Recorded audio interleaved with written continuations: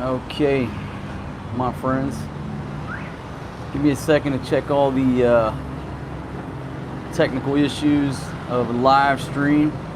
Somebody let me know if the audio is good. Make sure I got my live chat box pulled up here.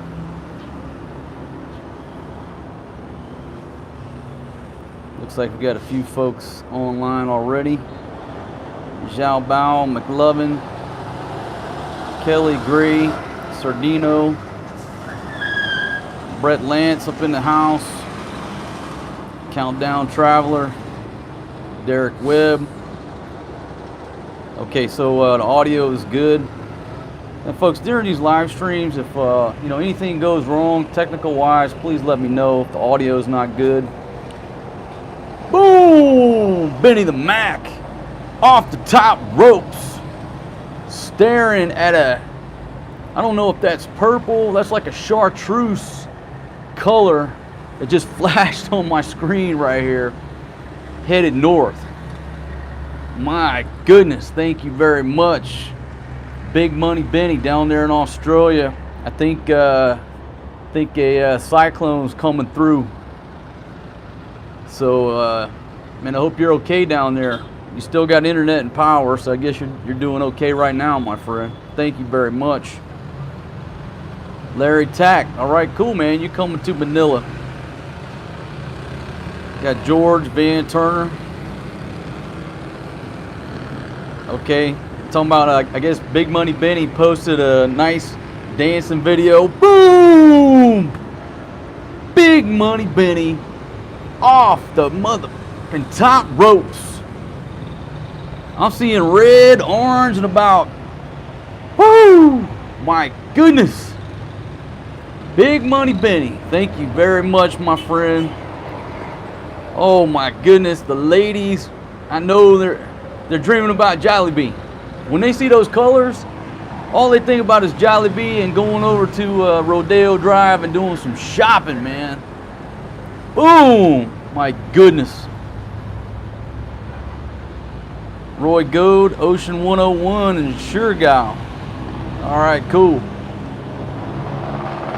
No, man, no, this ain't a wetsuit, man. This is just my bathing suit, you know.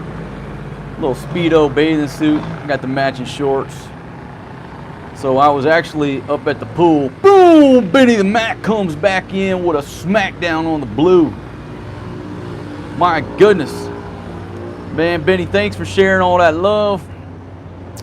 And I'm not sure how much, I think Big Money Benny won some money last night. Maybe he wants to weigh in on that, but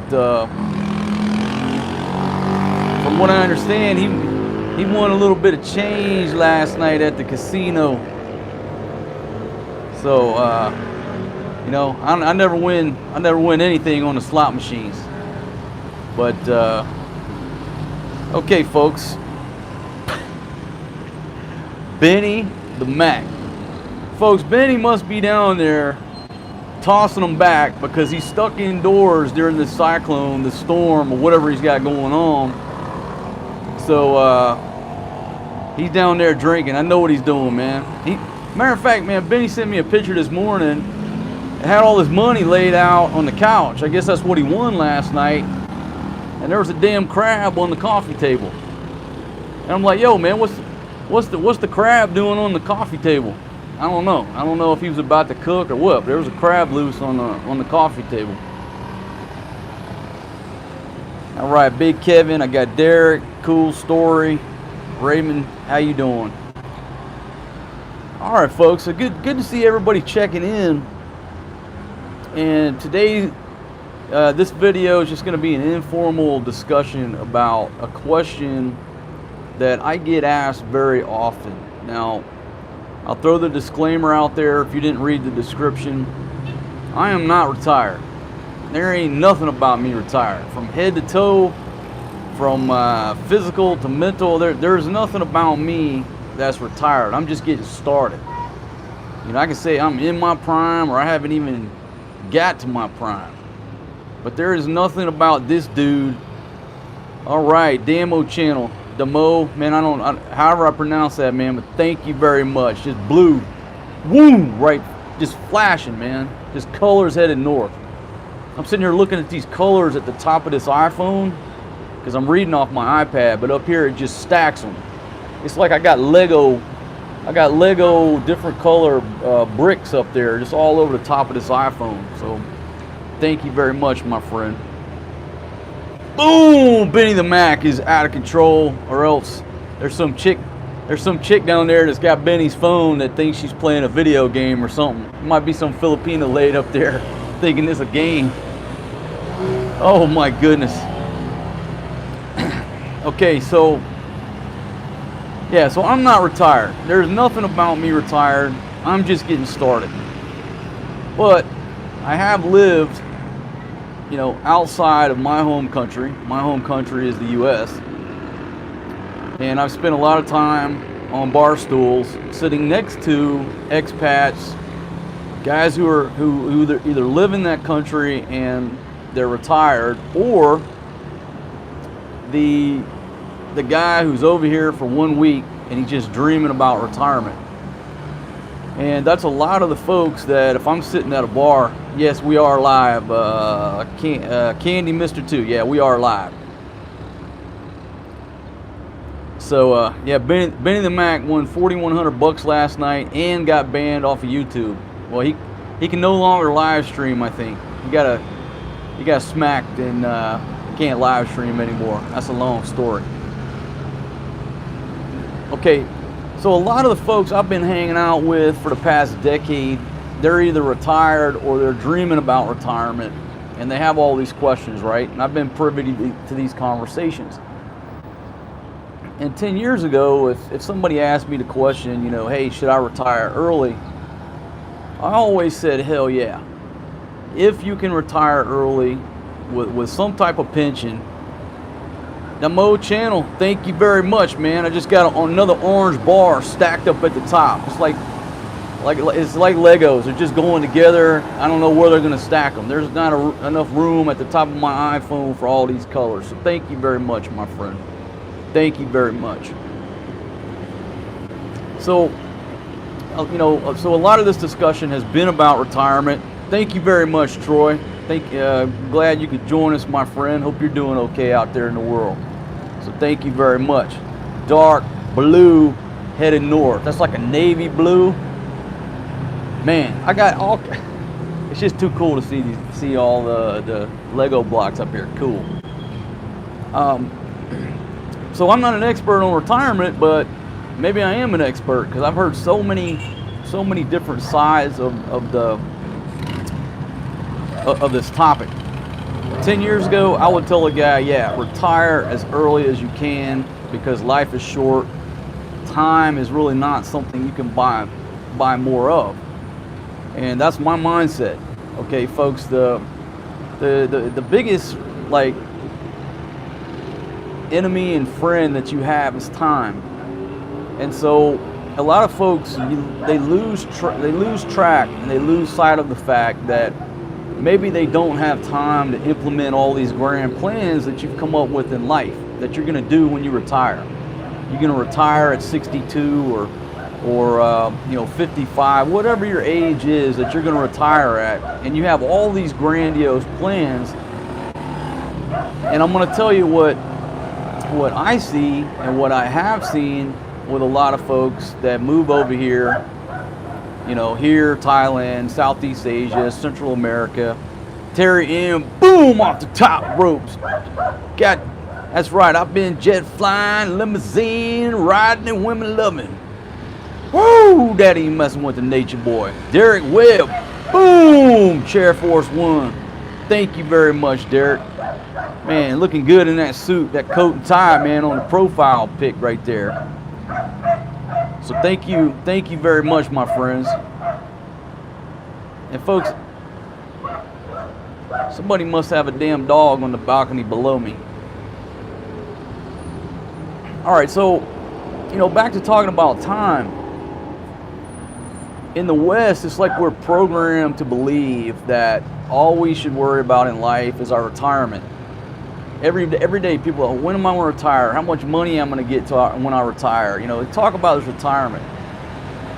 And nobody ever stops to think that when they get to that retirement age, they're going to have health problems that prevent them from going off on these grandiose plans that they come up with, or B, you know, they're dead because they got in a car crash, or, you know, you got cancer or something, and now your life's over.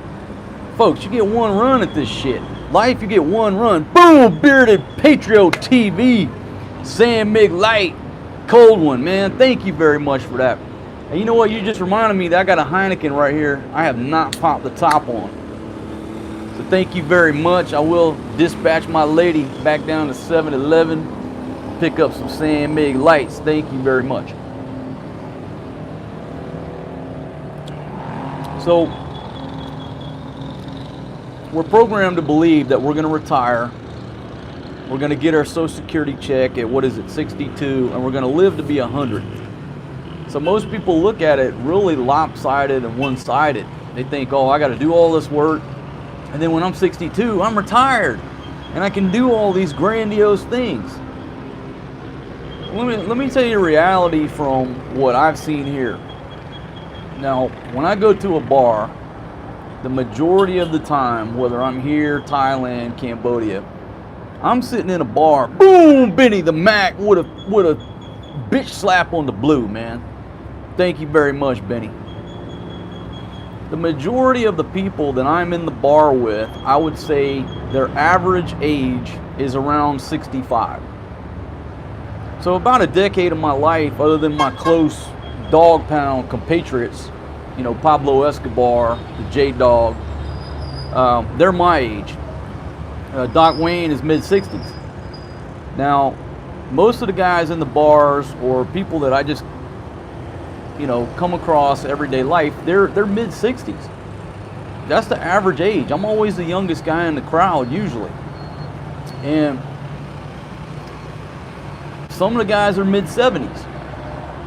So what has happened throughout the years, all right, we got JX in the house, man. What's going on? Got the J-Dog rolling strong. So what happened through the years is that I'll be drinking with some guy, you know, everyday drinking buddy that comes to the bar. He'll be there every day for 6 months, and all of a sudden the dude don't show up. And this isn't a once in a blue moon type deal. This happens frequently. And so he don't show up, and then finally we'll, you know, head over to his house and try to check on him. Boom! Aaron P off the top ropes. The king dropping knowledge. Keep your ears open. Thank you very much, Aaron. I hope you're doing good today, my friend. Thank you very much. Big ass green bar just got launched like out of a fucking slingshot. So anyhow, you know, one dude won't show up at the bar. And finally, we roll over to his house, and, you know, if I'm in Thailand, you know, you talk to his Thai wife, and like, you know, either the guy died, and she's already taken him up to the temple and burned him up, or B, you know, he wasn't feeling well, he went to the hospital, they told him he's got some issues, and he got on the next flight back to the UK, next flight back to the US, whatever, he's out of there. And it happens quite frequently. Why? Well, hey folks, you know, when we start getting older, I mean, at some point we're all dead, right? At some point we're all, you, me, you know, I figure I got 20 years and I might be dead, you know, and we lose sight of that. We lose track and we lose sight of that fact when we start making these decisions about retirement. So some of the guys I drink with are 75 years old. Boom, Damo channel. Thank you very much again, my friend. Thank you very much. Damn, green bar, just solid headed north. So what, you know, I've always had that mindset that life is short, but seeing this with drinking buddies basically coming and going and dropping like flies, whether they're, you know, whether they're dead or they head back home. They had these grandiose plans to move and retire and sit on the beach every day, and a lot of them don't make it but 1 or 2 or 3 years. You know, in their mind, oh, I'm moving to Southeast Asia and I'm going to live over there for 40 years, my golden years, and live out my retirement. Folks, they make it 2-3 years and they're out of here because of some type of health problem, and they want to go back to their home country. And basically they're down for the count. I mean, if you die, you're down for the count, period.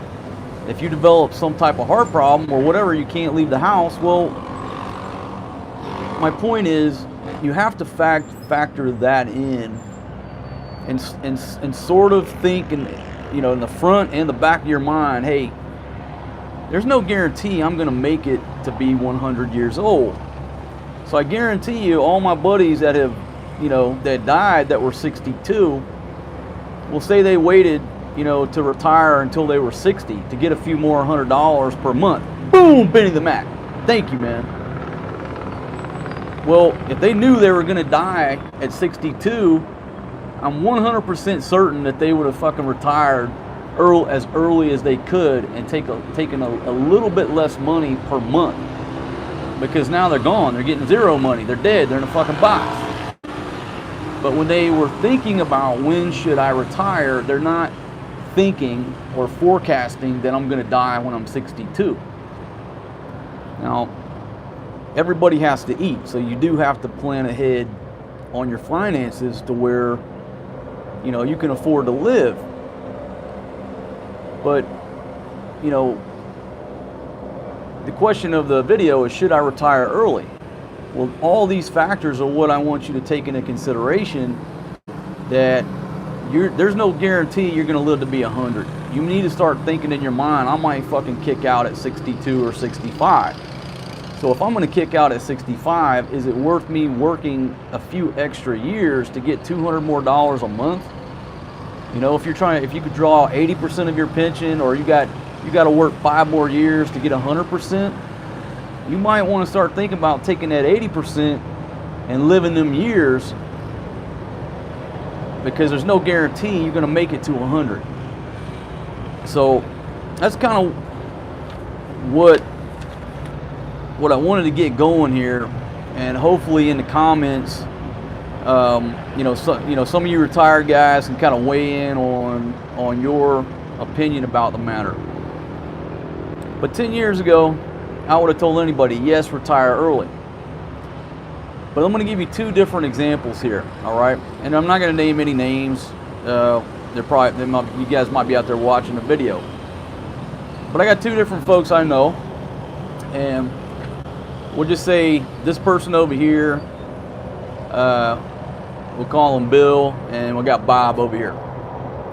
They both make about the same money. Both make, 6 figures, then some. They make about the same money. They're about the same age. They're about the same amount of seniority in their company. Same amount of vacation hours. When you're a senior guy, hell, you got over a month vacation every year. Now, the question is, okay, well, here's the other thing. One loves to go to work. He loves his job. The other guy hates his job. All right, well, it's a no-brainer. The guy who hates his job, boom, blue shark off the top ropes with a blue bar headed north, stacking it up there with the Legos. Thank you very much, my friend. Hope you're doing well. Okay, so my advice now is the guy who hates his job, absolutely despises his boss, despises going to work. That guy needs to retire as soon as he can. I don't care if he can get 60% of his pension. Because every day this dude goes to work, he's miserable. He needs to retire as soon as he can, take that 60% of his pension, whatever he can take, and run with it. If it's not enough money, he can go fucking, get a side job doing something else and improve his daily lifestyle. And that's the word I want folks that are, seriously here for this topic. It's about lifestyle and time. Okay, those are 2 key words you need to key in on here. So let me just talk about this dude. And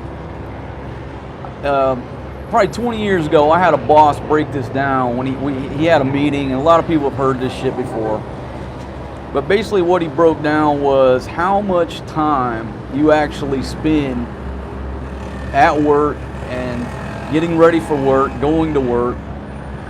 And he was basically saying, look, if anybody here is miserable, get a new job. And he wasn't saying it to be a dick. He was just trying to say, look, this is the job. This is what we do. If you don't enjoy it, you got to realize how much time out of your life goes into this job, right? And he broke down, you know, you see these charts, right? Boom, arrow P. That's right. You could die tomorrow, get diagnosed with cancer, get to living. Folks, people get diagnosed with terminal illnesses every day. Don't think you can't be one of them. So that's a good point right there. You know, you got to eat, and you got to plan for tomorrow, and you got to eat. But every day, doctors are breaking the bad news to people. It could be you, it could be me tomorrow. So you got to keep all this in mind. But let's talk about the guy who hates his job. Maybe that's you out there. All right, say your ass gets up at 6 in the morning. You take an hour to get ready. Maybe even more. If you're one of them guys that's got to wake up, check your email, you got to iron your uniform, whatever you got to do. That's an hour to get ready for a job that you hate. There's another hour for an average commute. And I'm gonna say the average American over time probably spends 10 hours per work day, right? Most Americans, you know, work 50 plus hours a week, right? I work more than that. So I'm just gonna say a nice round number, 10 hours. So now we're at 12 hours already. You gotta drive home, that's 13 hours. Now, say you get 8 hours sleep. Folks, that's 21 hours a day. And it only leaves you what, 3 fucking hours for yourself. 3 hours. You got 3 hours during an average work day in the West to call yours. Now, if you have a shitty job and you had a shitty day at work, you're gonna come home and be in a shitty mood for 3 fucking hours. And you can look at the percentages, and I did some percentages here, and it depends on how you want to look at it. But you say 80 to 90% of your time, and I'm not sure if I did that on the waking hours or whatever, is spent at your job or surrounding your job. So if you hate that fucking job, okay, and you're thinking about retirement, fucking retire. Retire as soon as you can draw some type of check. I don't care if it's 50, 60%. Get that free check, go get another job that you like. Get the hell out of there. Okay?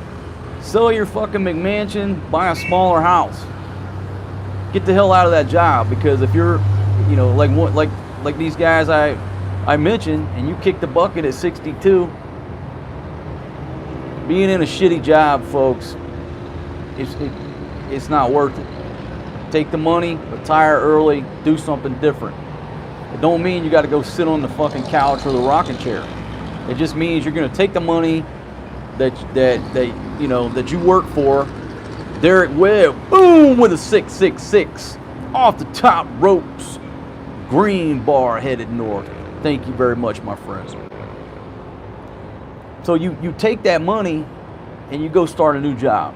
You start a business. You do something else. You move and downsize your living expenses.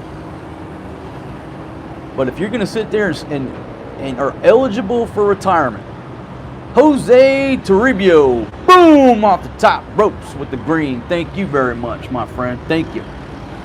So if you're eligible to draw free money and you're going to sit there in a job that you don't enjoy going to every day, you're wasting your fucking life. Retire, take that check, do something else. Now, my other buddy, okay, so that's buddy, that's Bob or whatever. This guy hates his job. Retire right now, dude. Get the hell out of there. Take the other dude. He's a senior guy. He's making the same money. He's got all these benefits, seniority, a lot of vacation time, but he loves to go to work. Well, 10 years ago, I'd have said, fuck it, man, retire early, life is short. But now my advice is, dude, if you still enjoy going to work, do not retire. Ride that damn job out as long as you can. If you're happy, you enjoy going to work, you got that big money coming in, you got that extended vacation time because you've been there for 30 years, everybody knows you, and you have all this vacation time, well, guess what? If you're still working that job, just do some blowout, lavish vacations. You know, you got 30 days a year. what, every 3 months take a lavish vacation and go somewhere and live like a king because you're still working, making that big money. So I would not retire if I was that guy who loves to go to work. You know, I'm senior in my business, my company, with the government, wherever you're at. I would not retire. I would just look at my calendar year and say, all right, I'm going skiing in January for a week. I'm gonna blow it out. You know, in March, I'm going, I'm going to Thailand. In August, I'm going to Central America, and just keep blowing it out. You can have a pocket full of money. You can do whatever you want to do. You're not living on a fucking budget, and you're still working. So those two type guys right there, should they retire early? You hate your job, you hate what's going on, yes. Make a change, do something else. Supplement your income by working as a fucking dive instructor. Go teach English somewhere, you know, if you leave the States, or, you know, get a job that you like doing. Because it may not pay what you need, but if you add it to your pension, okay, you're gonna live a better lifestyle. And think about time, okay? All right, so let's see. So we talked about the two dudes right there. We talked about the hours of the day. All right, talked about my bar buddies, right? Okay, now check this out. This is another aspect, right? Because I hear this too. Some people, they want to get that 30 years in. Why? Because they got that pride or that ego. They hate their fucking job. They're like 27 years. Oh man, only got 3 more years to go to get that 30. And I'm like, well, how much extra money is it? Well, it's $200 more a month. But I want to get that 30 in. Because they want that fucking plaque. They want that 30-year fucking wood plaque that the company's going to give them with a fucking ring, you know, and a damn lapel pin, you know, and a fucking cross pin. They stayed there at this company X for 30 fucking years. Folks, that's the biggest horseshit excuse about not to retire early, and I've heard it. You're gonna fucking wait a couple extra years so you get that 30-year pin or that 30-year plaque that nobody gives a fuck about. The minute your kids drop you in the nursing home, that fucking plaque's going in the nearest goddamn trash can. Okay, that's the way it's gonna be. Nobody gives a fuck about that shit but you. You can hang it on your wall. Oh look, you know, 30-year plaque. Congratulations, 30 years of service. Nobody fucking cares. Nobody even wants to come to your 30-year fucking retirement party. Nobody gives a fuck. You know what they're thinking? They're thinking, goddamn, I gotta go to fucking Bill's retirement party and watch him give him this fucking plaque. Now I'm gonna be late for my kid's soccer practice. Nobody gives a fuck. Okay? Nobody gives a fuck that you had perfect attendance for fucking 30 years. Nobody gives a fuck, because if you don't like your job, you just telling me that you fucking stayed in a job for an extra few years that you hated, and you were afraid to make a fucking command decision and make a change in your life for the better. And you're gonna make it to that 30 years, you're gonna move over here, move to Central America, and run the risk of fucking dying in 3 years. Congratulations. You see, you could have had 6 good years, but you waited the extra 3 to get that fucking plaque. Now you only got 3. Folks, fuck that plaque. Fuck that damn 30-year ring or a pin or lapel pin, all that shit. Time. All right, it's about time. Lifestyle. You say, oh, well, look, man, I can't afford to live on, you know, $800 over here or whatever. I gotta stick it out. Okay, I've heard that shit too. I got a buddy down there I was drinking with the other day. He's from Northern California. Nice guy. He retired, I think 6 months ago. No, I might get his story a little wrong, but I think he retired 2 years ago and was living in Northern California and realized I can't live on what my pension and what my Social Security or whatever he's got going on. He said, I can't afford to live here. And he said, damn, I got to go get a job. I got to go get a part-time job. And then somebody said, look, man, come on over to the Philippines and you can live off your retirement check. Now, folks, this guy, he's not a Philippine or world traveler or player or anything like that. This is a guy who never been in the Philippines, sitting in Northern California, dipping into his savings every month, going down, down, down, down, down, and had to make a decision. Either get a job or go broke at some point. And his buddy told him, hey man, come to the Philippines. Well, guess what? That dude's living down there in a nice brand new townhouse. I think he pays like $550 a month with utilities. He's living large, $600 a month. You can walk to all the damn bars and restaurants, and you know, public transportation is cheap. Well, all of a sudden, now that guy can live his life off of what his retirement and his pension is. So we talk about options. Okay, option number one, and I got a list here, so I actually stumbled onto my list of my options. Okay, his option was to get a job or somehow or another downsize his living expenses. Boom, Derek Webb off the top ropes. My crocodile hat's right in there, my friends. It's right in there. But like I said, I was up at the pool, so I was up at the pool. I was going to live stream from the pool, but there was some more. There's a gentleman up there chilling, and I know he didn't want to listen to me talk for an hour. So I said, no, I'm not going to disturb his serenity. I'll just retreat down to my my balcony here.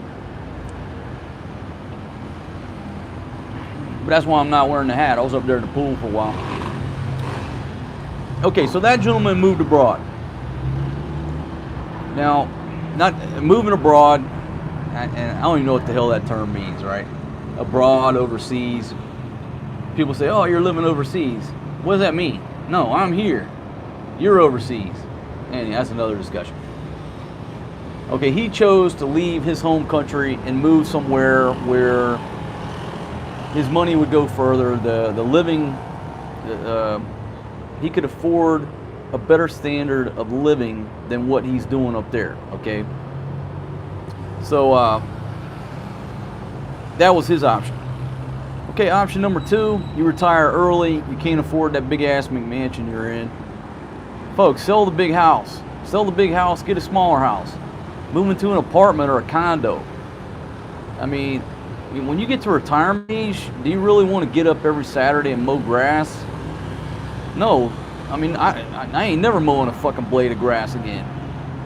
But for me, like when you get to the point of retirement, it's not to go sit on your farm and have to do all this damn work. It's about having time to enjoy, you know, traveling or going here, or visiting your grandkids or whatever. It's time to simplify your life. Simplify and minimize, you know, everything about your life, from your bills to what you have to what you have to fucking maintain. So if you ask me, would I retire early and have to move into a smaller house or keep working a few years so I can stay in my big ass McMansion? If I don't like my job, folks, I'm getting a smaller place. You know, you don't have to move abroad. You just got to downsize what you're doing. And another thing I put on the list here, you know, if you really want to retire and get out of that job early, just sell your damn house and get a small RV. Go live out west. There's all kind of YouTube channels out there about living in RVs, people living out of their cars because they just got tired of being slaves to the machine. And you know, occasionally I'll watch some of those videos. You know, dudes out there living in their truck or whatever. If I came back to America, that's what the hell I would do. I had a big ass long van before I used to live out of when I wanted to. I'd do the same shit. I'd get me a van, go out west, you know, chill out, just drive around all these festivals. Why in the hell would I pay rent? So I know if you got a wife and kids, you can't do that. But if you're coming up on retirement age in the West, I'm kind of making the assumption that you've already launched your kids and it's just you and the wife.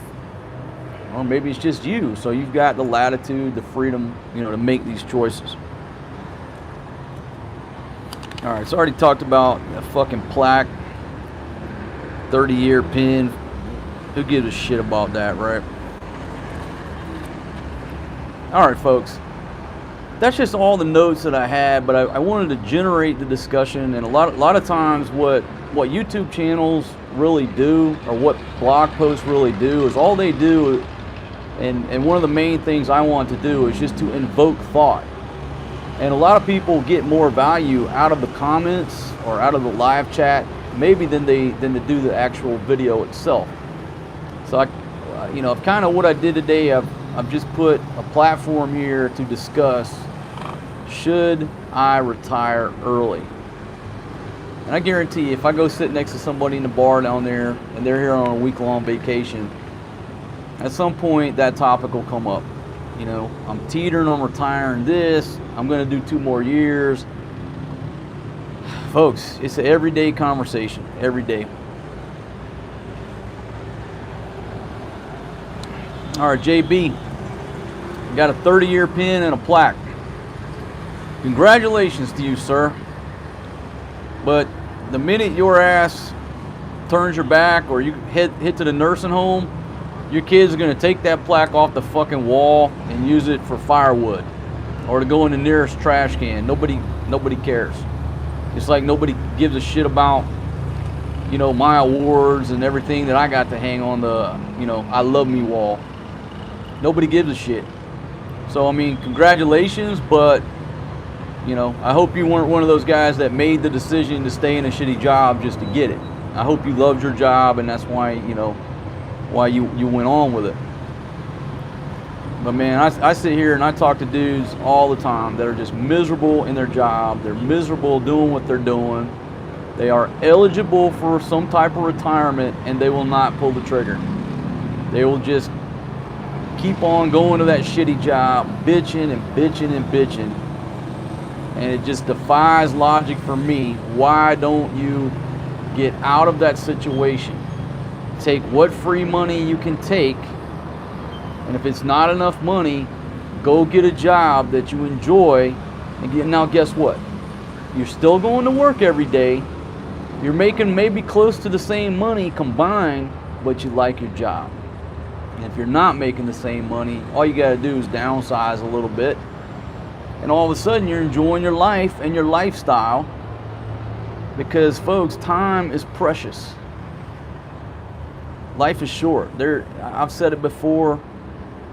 Okay, there's no heaven, there's no hell. I'm not here to debate religion, but I'm telling you right now, you get one ride, and we're not guaranteed to get tomorrow. I could go out there today, get run over by a damn jeepney. Last live stream for the king.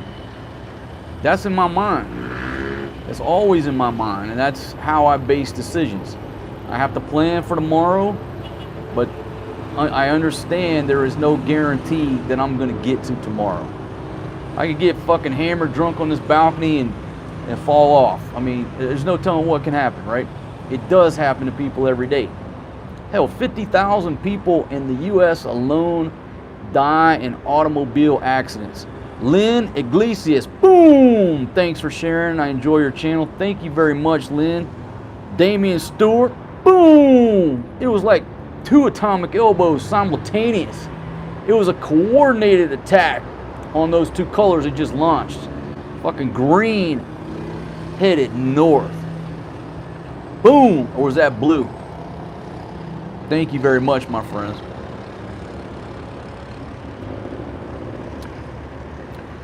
Anyhow, folks, all I wanted to do with this video is just invoke thought. If you are one of my viewers thinking about retiring and you are teetering on what to do, I think that the real test is, do I enjoy my job? Do I enjoy my job? If you really need the money, it's like, do I enjoy my job? If the answer is yes, stick it out. Take lavish vacations. If I hate my job, despise going to work, pull the trigger. Just pull the trigger on the decision. Shit, I probably just got banned from YouTube for making that fucking gesture. Okay, make the decision, all right? And take some action. Make some type of change, because time is ticking, my friends. It's running out. That's why I do a lot of the crazy shit that I do, because in the back of my mind, I know in the end I'm going down, and it's a matter of when. And with the way I drink, hell, it could be soon. Who knows? But when I kick the bucket and I take that dirt nap, or they burn me up at the temple, there's not going to be any regrets in my mind about, well, I should have did this, or I should have done that. Oh, I wished I would have done that. Hell no. I'm going to go down with a big ass smile on my face, because I did it all. And if I was in a situation that I didn't enjoy or that I didn't like, I'm going to be confident and thankful that I made a decision to make a change. Whether it's job, women, where I'm living. If I don't wake up and I'm, if I wake up and I'm not happy, I'm making the fucking decision right there. I'm changing something. It might not be that day, but the decision will be made that day, and a plan will be in place where there's a fucking change coming down the pipe. I can assure you. Throughout my career, I've held so many different titles because I've had so many different jobs. And looking back at most of those jobs, I enjoyed the hell out of it. I had a great time, but when I stopped either having a great time or stopped looking forward to going to work, it was time to make a change. And a lot of the people that I've worked with, if you're out there watching me, a lot of folks in my past, you're still in that same job that I came, spent my time in, and left. And I'm not knocking you. I'm not saying that's anything negative, but it wasn't for me. It just wasn't for me to work in the same job for 30 years. And I'm not done yet. Like I've talked in videos before, and sometime I'm going to Alaska and I'm going to work a season up there on one of them damn crab boats. You know why? Because I love watching that show back in the day, Deadliest Catch. I don't really watch it now, but I used to watch the hell out of that show. And years ago, I said, shit, one day I'm going to go up to fucking Alaska and I'm going to work on that crab boat. You know why? Because I can do it. So at some point in my life, I will be up there, what do they call him? The newest guy on the fucking boat.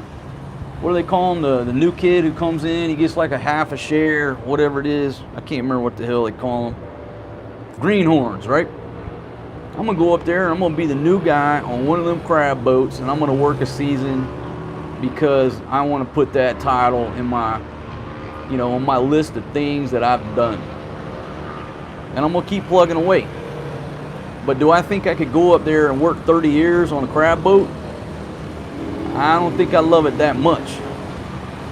So, just different mentalities.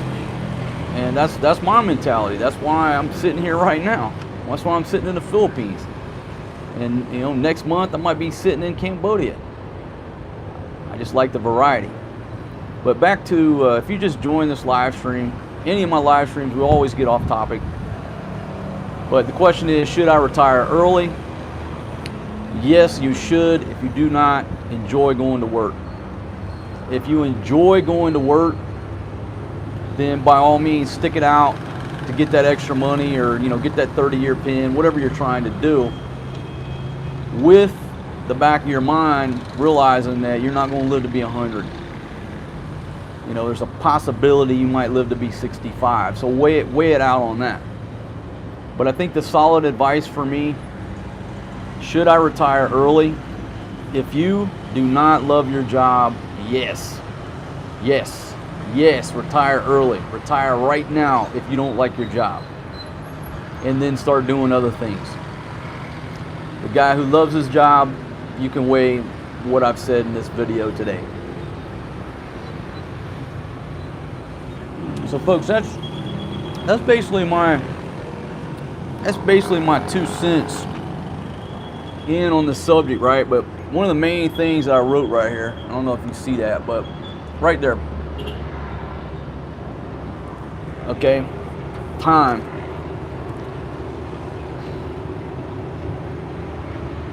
Van Turner says he don't want to live to be 100. You know, man,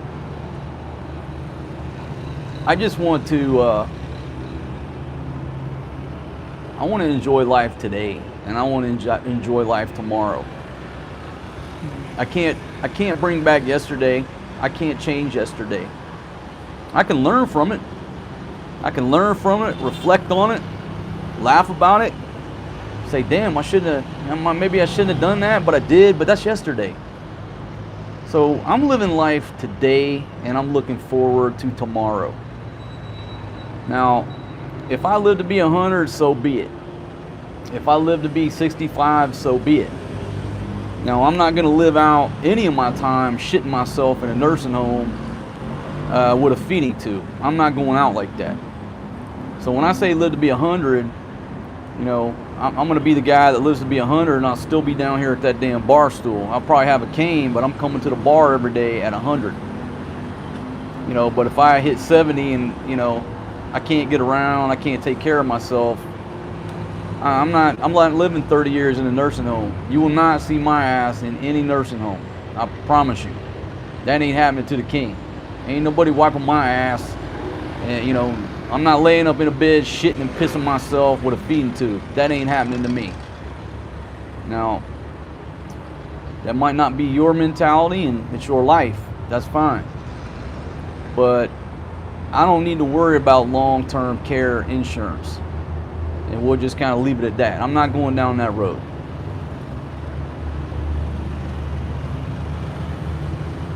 All right, Terry in, 18 months away from retiring and traveling the world. Congratulations to you, my friend. I know you're looking forward to that. And so that's awesome, man. I'm glad to hear you'll be on the overstay road soon, my friend. Once you start traveling the world, bouncing around with them visas and, you know, overstay road, that's where I live. So welcome to the road.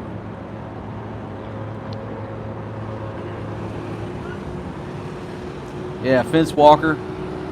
Yeah, the older you get, man, that's why you need, you know, a younger girl. She's more energetic. She's going to take care of your ass, you know. So, yeah, boom, Krusty off the top ropes with the orange bar, headed north. My goodness, folks.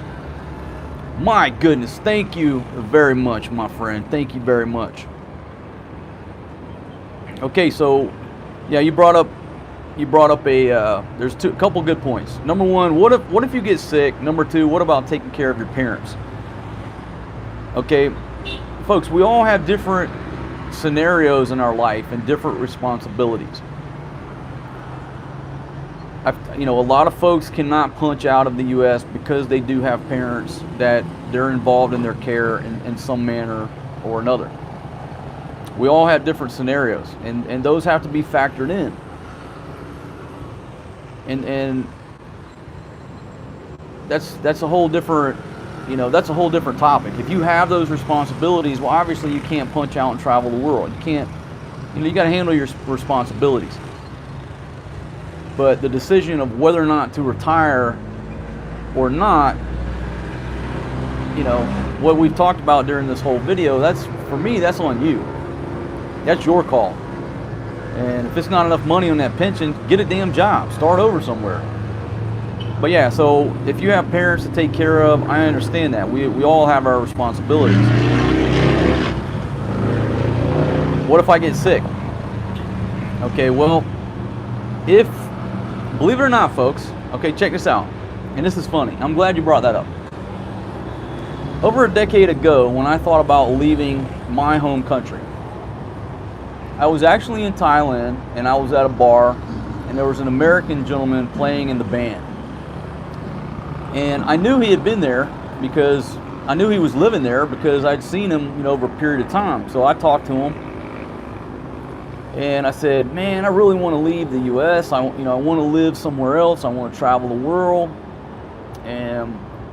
But you know, I'm like the average American. I'm worried about insurance. What if I get sick? What if this? What if? The dude kind of looked at me like, I got health insurance here. And I'm like, really? He said, yeah, I got a health insurance policy I paid $300 a year for. And so like in your limited mind, when you're, especially from the West, we think in a box. That's just the way it is. And it never crossed my mind at the time. It's before I started traveling. It just never crossed my mind that I could go to another country and get a local health policy. And so $300, he had a health policy. He had an accident policy. Now, I'm not saying that's going to apply to everybody, because the older you get, no matter what country you're in, insurance works the same. You know, the older you are, they may reject you, they may not accept you on a policy, or it's going to be too expensive. But he blew me out of the water, because he's about my age. So back then, what was he, 35? He's like, dude, I got a health insurance policy for $300 for 1 year. And it was actually a pretty good damn policy.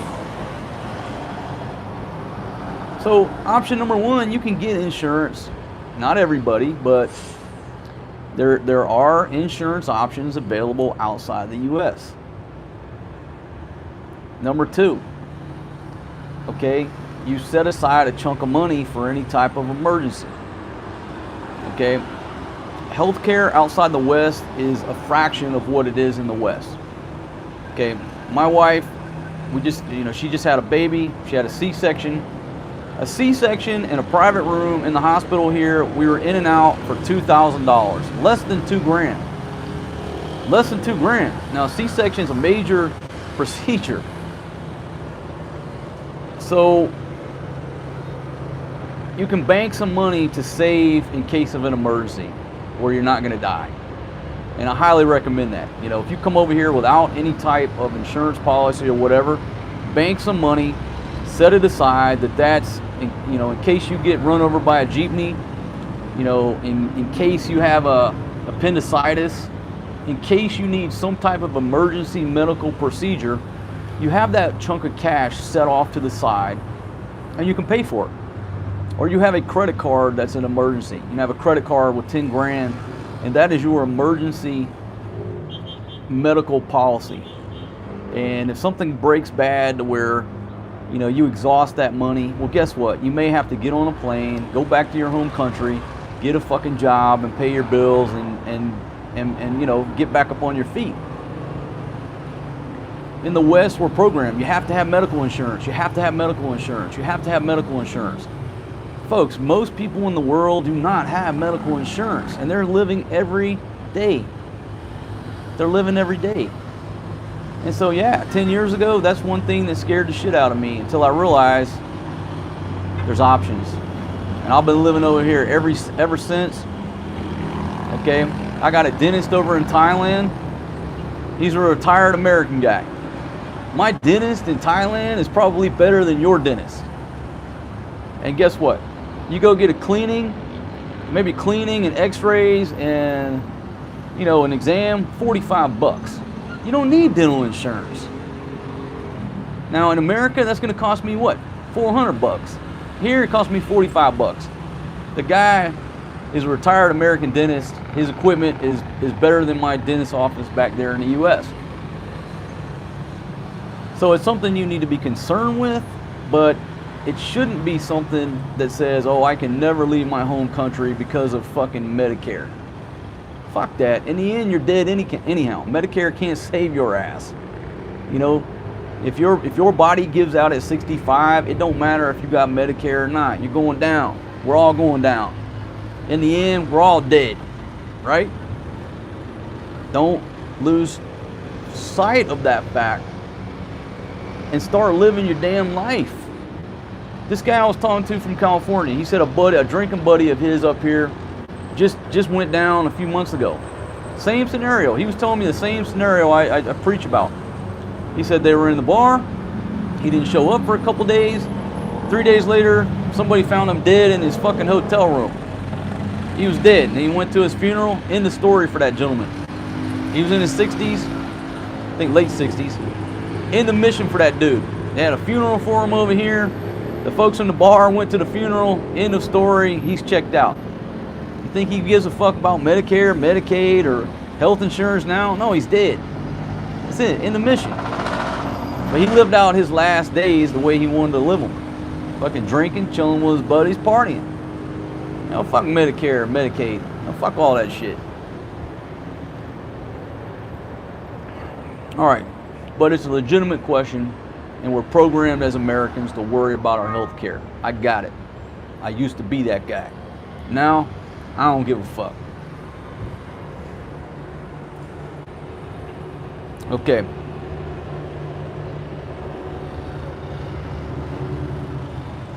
Okay, so I'm going to the comments right now. And I hope if you were just joining this video, the purpose of the video was to say, should I retire early? If you just joined us, let me recap it again. The gist of it is, if you enjoy going to work, I would stick it out and just take lavish vacations until you can get your full retirement. If you do not love going to work, I would retire as soon as I could and get whatever money I could, and if I have to start a new job or live a little lower, that would be my recommendation. That's kind of the gist of the video. Well, let's see. Yeah, Bob Barker, death solves a lot of problems. It solves all of your problems. You ain't got no problems, right? Most people in the West do not even fathom the fact that they could die today or in 5 years. We're just programmed the way the system, you know, like we say, we're slaves to the machine. The way the machine programs you to keep you controlled and in a box and in line is that you are programmed to think about your retirement, think about your health care, think about all this. You know why? Because the politicians can use their bullshit speeches to influence you to vote left or right. Okay? Think about it. The programming is there. You've been programmed since birth to worry about your health care. So you let a politician go up there and say, I'm going to take one thing away from Medicare. Everybody's running over here to this fucking liar that says, you know, I'm going to fucking give retirees more benefits. Boom, Aaron P. off the top ropes. Cheers to the king and Big Money Benny. Cheers to you, my friend. Thank you very much. We've got a blue bar headed north, stacking it up there with them Legos. So, folks, you're programmed. You're programmed for a reason about all these benefits and healthcare and all this shit. Retirement, healthcare, 401k. You let a fucking politician stand up there and say, I'm going to take something away from Medicare. He just lost the senior citizen vote, because that's all they're programmed to care about. But they've been programmed to think they're going to live to be 100. Nobody's programmed to think, well, I might die at 65. Fuck this politician. I don't give a fuck what he says. I'm fucking rolling out to the beach and going to lay up in a hammock for the next 5 years. Don't think like that. You're programmed. I understand it. I get it. You're a slave to the machine. I was a slave to the machine. And after you break away, you're going to suffer what's called freed slave syndrome. You're still going to be thinking the way you're programmed. And it takes a long time, folks, to basically be able and be capable of independent thought based off of what you've been programmed since birth. And it took me a long time. I suffered from freed slave syndrome.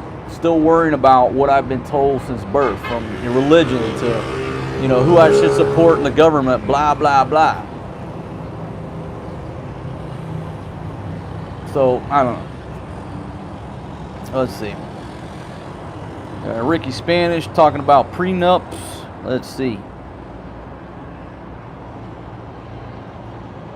All right, Zhao Bao says, if you had a 21-year-old wife and a 26-year-old girlfriend, I'd die of a heart attack. Man, you know what? I mean, that's possible, but I bet it would add 10 years on your life, man. I bet, you know, for me, it's what keeps me young. We talk about drama. Me and the J-Dog talk about, man, we got all this drama. We've always had drama in our life, but we talk about that's what keeps us young. The drama, the going out, the partying, the chasing fucking, 26-year-old chicks in the club, whatever. That, my friends, is the key to keeping us young. Because, folks, I'm 46 years old. I can go out there right now run 10 kilometers after I drink 2 beers. If you don't believe me, you know what? Maybe I'll fucking live stream fucking 10 clicks around this motherfucker. Put my wife on the back of a goddamn motorbike with the fucking phone I'll run 10 fucking kilometers after I drink 2 beers, stop at fucking CPI call shop, down 2 more, and I'll do 5 more. Now, am I a fucking Ironman, triathlete? No. But I tell you this is why I tell you the story. When we look or run into or communicate with a lot of guys we used to work with back when we were early 20s, folks, some of them are dead. Some of them can't get out of bed. Some of them are so fucking fat they can't even get up and make a goddamn sandwich. No, I'm not saying I'm perfect, but I'm saying, the drama and the lifestyle, I think, is what's going to cause me to live longer. It's not going to fucking bring me down. It's what's causing me to stay active and to live longer. You can say, oh man, you drink so much, you're going to die at 60. I don't know, man. I think that the drinking, the partying, the dancing, hanging out with young chicks, fucking getting laid all the time, that's what keeps you young. Because your body subliminally knows this bag of bones is still in the game. I am still in the game, and I have to keep performing. But take any plant, right? What happens to it if it, plants, when they stop producing fruit, what do? They wither away and die, right? I ain't going down like that, folks. So I think this lifestyle, and folks, don't get me wrong, even if I was back in the States working 60 hours a week, and even when I was back in the States working 60 hours a week, me and my buddies partied like rock stars on Wednesday nights. Why? It was ladies' night. All right? Wherever we were going, at least in Atlanta, Wednesday nights is usually ladies' night. So we were out Wednesday night partying like fucking rock stars. Doing what we had to do. Dragging ourselves to work on Thursday morning, fucking hungover as shit, sometimes in the same clothes we come from the club, right?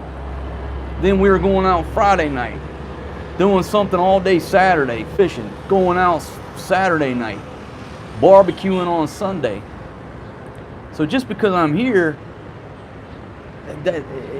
I was living the same type of lifestyle in the States as far as being active, fucking drama, breaking up with girls, meeting new girls, whatever. That's part of what keeps you young. I really believe that.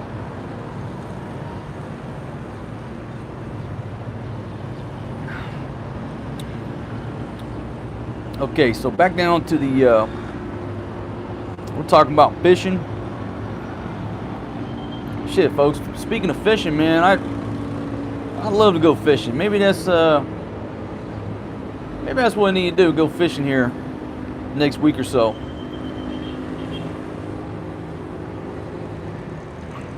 All right, now we're talking about Western Samar girls.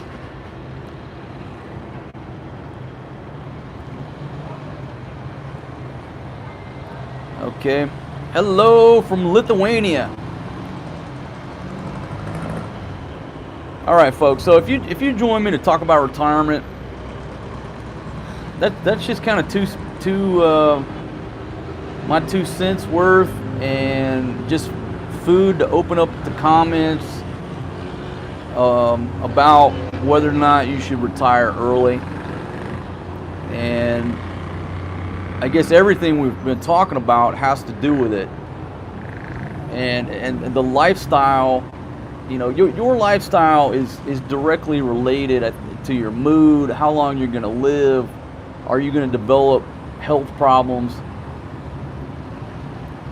And so I look at it, man, lifestyle and time. Lifestyle and time. Boom! Ricky Hausman off the top ropes. I got a blue-headed North. Thank you very much, my friend. Thank you very much for the beers.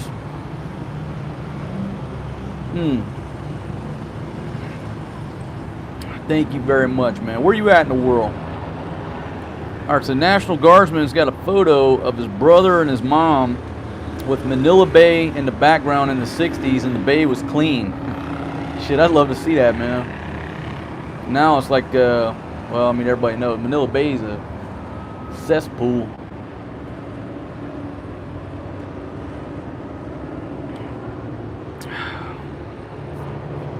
All right, folks. I think I've kind of talked enough about the topic, and All right, Anthony Phillips. Hey, man, good morning from Luxembourg. Thanks for checking in. Boom! Derek F. off the top ropes. On the way to Manila tomorrow. Cool, man. Hey, I might actually be down in Manila next week, my friends. I got some stuff to handle down there. So I might actually be down in Manila. And if I make it down to Manila, I gotta hit that Japanese ramen noodle shop over near the Mall of Asia. If you're in Manila, go check that out. But just watch my video called "The Thrilla in Manila." And towards the end of the video is when we stumble into this little Japanese ramen place. And I'm talking, that is the most delicious bowl of ramen I think I've ever had. But it's right next to a place called the Complex, which is like 12 go-go bars. And if you walk out the door, you take a right, and that little ramen place is on the right down there. So if I hit Manila, or if you're in Manila, I highly recommend that. Just tell them take you to the Complex near the Mall of Asia, and it's like 2 doors down to the left of the Complex. And go in the Complex, have a drink. We hit up a place called the Firehouse. Had a great time in there. Some nice ladies in there, but the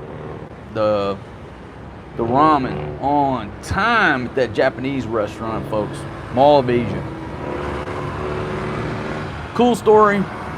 Okay, when am I going back to the condo? Yeah, man, I know a lot of my viewers, folks. You didn't sign up to watch me sit here in this Western style condo and chill by the pool. A lot of people liked my channel and came on board my channel when we were at the $28 beach condo, and we were, just living a local lifestyle.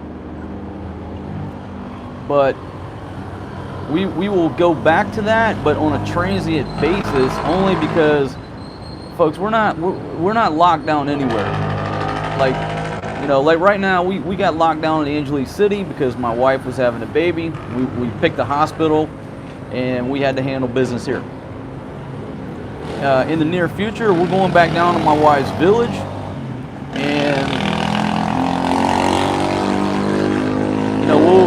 we'll stay in the village for a while and live village life, and you'll really love those videos. I did a lot of videos from the village.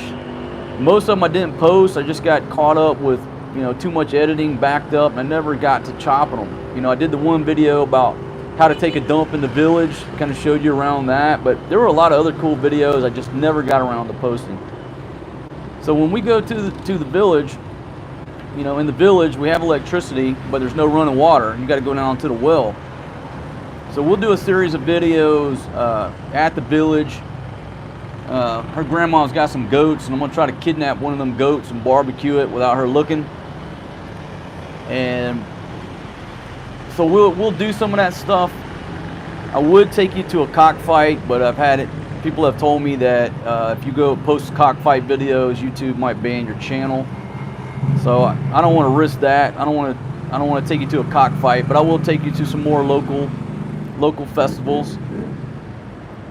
But yeah, so I realize that. I realize a lot of people are here because of that, And I guess if I subscribe to a guy who does camping videos, and then a couple months later he's up in the club chasing women, I guess, but this is not a niche channel. That's the difference. Most of these guys doing like camping videos, okay, they're a niche channel. What do? They're camping. And a lot of people come to YouTube and they expect a niche. Everybody says, hey, you gotta have a niche, you gotta have a niche. Well, that's true, but that's not my model. My model is, this is just really about what I do in life. Food, beer, and visas. That's the main thing. Travel, I cook, I eat, occasionally do a little riding, drink a hell of a lot of beer, and wherever that takes me. So anyhow, if you join me because of the $28 beach condo, thanks for coming on board. And we will be back down there in the village for those types of videos, even to the extreme. Because we were in the village. I mean, hell, at the beach condo, we had running water. We had running water, and you had a cell signal. In the village, there ain't no cell signal, and there ain't no running water. So we got some cool content going down there. when we get down there. And I'm going to be on the road soon.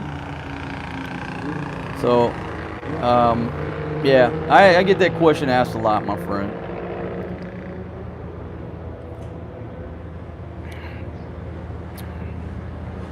All right, let's see. Yeah, food, beer, and women. Boom! Derek Webb off the top ropes for the TP after that dump. Thank you very much, man. And folks, here's the thing, like, I don't know, my iPhone may be about to do a thermal shutdown. I don't know, it just went dim. So if this live stream ends, folks, I'll just see you guys on the next video. Let's see. Okay, well, check it out. Over here and most places in the world, they don't have toilet paper. They don't use toilet paper. Now, coming from the West, we think that is like so backwards, right? But I'm going to do a video about toilet paper versus washing your ass with water. And I'm going to do, I got a cool video in mind that's basically going to convince you that toilet paper is the most, it's the most archaic, but it's not, like modern archaic way to wipe your ass that could it's possible. How did we start wiping our ass with a wad of paper? And I'm going to do a video on it, but I'm going to ask you this. If you have a baby and you change that baby's diaper, do you use toilet paper or wet wipes? Ponder that shit for a minute. And then ask yourself, why in the hell do we as adults use fucking toilet paper? Folks, soap and water. Soap and water. So when you start realizing that that's the better option, then you're like, man, why in the hell in the West do we fucking use toilet paper? Boom! Aaron P. off the top ropes. Cheers to the King soldiers in the chat. That's right, man. I got some loyal subscribers here, my friends. I don't even like using that. I don't even like using the term, but that's how we term, you know, how many subscribers you have. I call everybody on here friends. What's nice is that I don't know, maybe it's a normal progression of a YouTube channel. Boom! To and fro we go for the bum gun video. Thank you very much, my friend.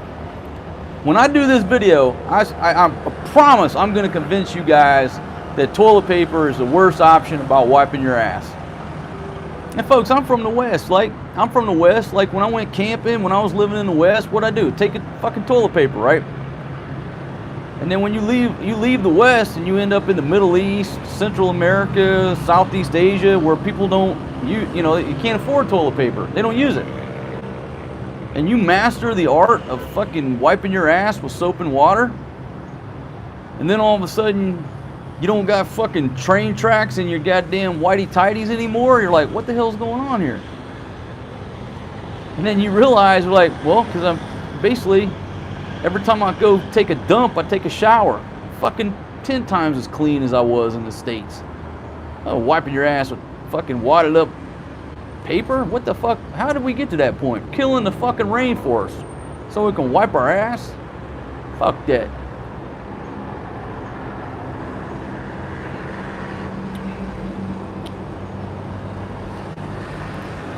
Kenneth Nakamura, use your sock. Man, there was one time in Afghanistan, I was going to this meeting and got a case of the fucking runs, bad case of the runs. That's a long story, man. But yeah, I ended up using my fucking socks. And then we left there. I was wearing these fucking shoes that wore these blisters. We walked out of that place, had to walk a ways. I got so many blisters on my fucking feet because I had to use my socks to wipe my ass in that fucking porta-john. Hey man, the weather here, Whiskey Smoke, is so beautiful, man. I mean, there's just a few clouds in the sky. There's a nice, cool breeze coming. Now, when I say nice and cool, dude, I'm so comfortable right now. But at night, like it's been so cool here at night, you really need long sleeves, a light jacket. It's just beautiful, man. Just beautiful. And you know, in the wintertime, Thailand, the Philippines, the weather is just fucking perfect. I mean, it is just perfect. Thailand as well. Now, you know, we get into the rainy season, you deal with that, but right now, how can you beat this, man? I'm sitting up here, this nice cool breeze. Basically, all we do is just keep the door to the condo open, and you got this breeze blowing through. You very rarely need to use the aircon. Baby, can you bring a king a beer? All right, well, after that, you bring him a beer. Oh, she's in there changing a diaper. But, yeah, so it's raining in Nashville.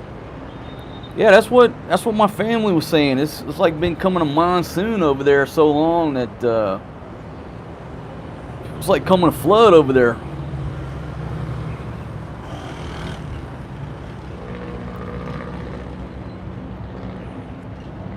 Yeah, that's it, man. Where do you think toilet paper comes from? It comes from fucking trees, right? Fucking killing trees. Every time you go to the fucking bathroom in the West, you're killing trees. I mean, don't we need more trees to clean the air? And folks, I'm a big advocate of getting rid of single-use plastics, right? Check out my blog. I wrote an article on it. But single-use plastics, you know, it's horrible, horrible. I mean, what's the statistic? Like 500,000 plastic straws get used and thrown away in the U.S. every day. 500,000 fucking straws. You know, what's wrong with making a fucking bamboo straw and reusing them motherfuckers? Or make a fucking stainless steel straw and wash that shit just like you wash the spoons and the forks and the knives. No, the goddamn plastic company's got to sell 500,000 of them things every day, and they go in the landfill or the fucking ocean. It's horrible.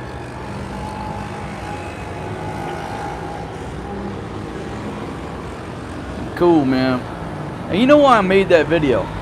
I made that video not to be funny, but for a purpose. Like, a lot of guys, the first time they come over here to the Philippines and their wife is from a village, you know, or some girl they met online, they're asking me these questions. Hey, man, what's it like in the village? I'm supposed to go meet my girl's family in the village, blah, blah, blah. And you know what the question gets around to, what they're scared to death of? They're scared to death that when they get to the village, they're going to have to take a dump. They're basically asking me all these questions, running around in a circle to get to the point. Boom! TL Towing Guacto, man. Oh, TL Towing Auto. Sorry, man. Thank you very much. You got your passport. Congratulations, my friend. Come on over. Thank you very much. Thank you very much, my friend.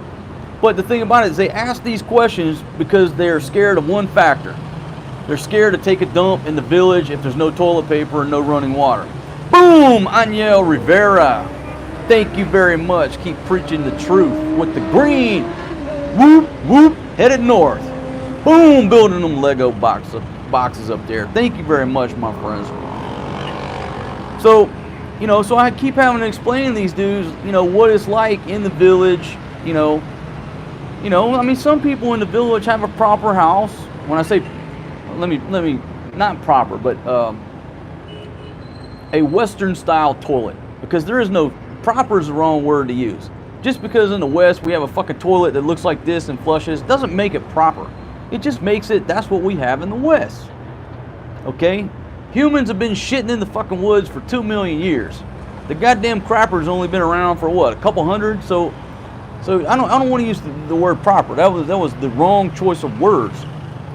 Okay, just because you don't have a Western style toilet with a fucking flush feature and a padded toilet seat, folks, that's just modern technology. All right, we've been around for about 2 million years, and we've been shitting in the fucking woods with no toilet and no toilet paper, and we got here just fine. Okay? I mean, your dog goes in the backyard, takes a fucking dump, he don't need toilet paper, right? He's still living. So anyhow, these dudes ask me these questions because they're concerned. They want to go there, they want to show their respect, meet the family. But you know, a lot of them are from the big cities. They're not into camping. They never had to shit in the woods, and they wanted to know. I said, all right, man, stand by. I'll make you a video, and I'll show you the outhouse at my wife's village. And that's what it is. It's an outhouse. There's 2 outhouses. The one by Grandma's house don't even have a door. The other one actually has a door. And check out that video. I think I called it How to Take a Dump in Your Wife's Village in the Philippines. Boom! Aaron P. Sherwin Williams in here. Man, I'm looking at so many colors. Thank you very much, Aaron P. I'm looking at so many colors up there. It's like I'm in Sherwin Williams looking at a fucking paint color palette, you know, trying to figure out which color to paint the fucking bedroom, man. I'm loving it. I'm loving it. But yeah, so check out that video. You know, if you're coming over here and you're gonna visit your girl that you met online, if you're gonna visit her family in the village, check out that video. I'll show you how to take a shit in the village. You can do it. All right. There's so many options if you're prepared, and if you're not, you can still do it. But you got to watch that video to learn how to, you know, take a shit in the village without pissing and shitting all over your pants.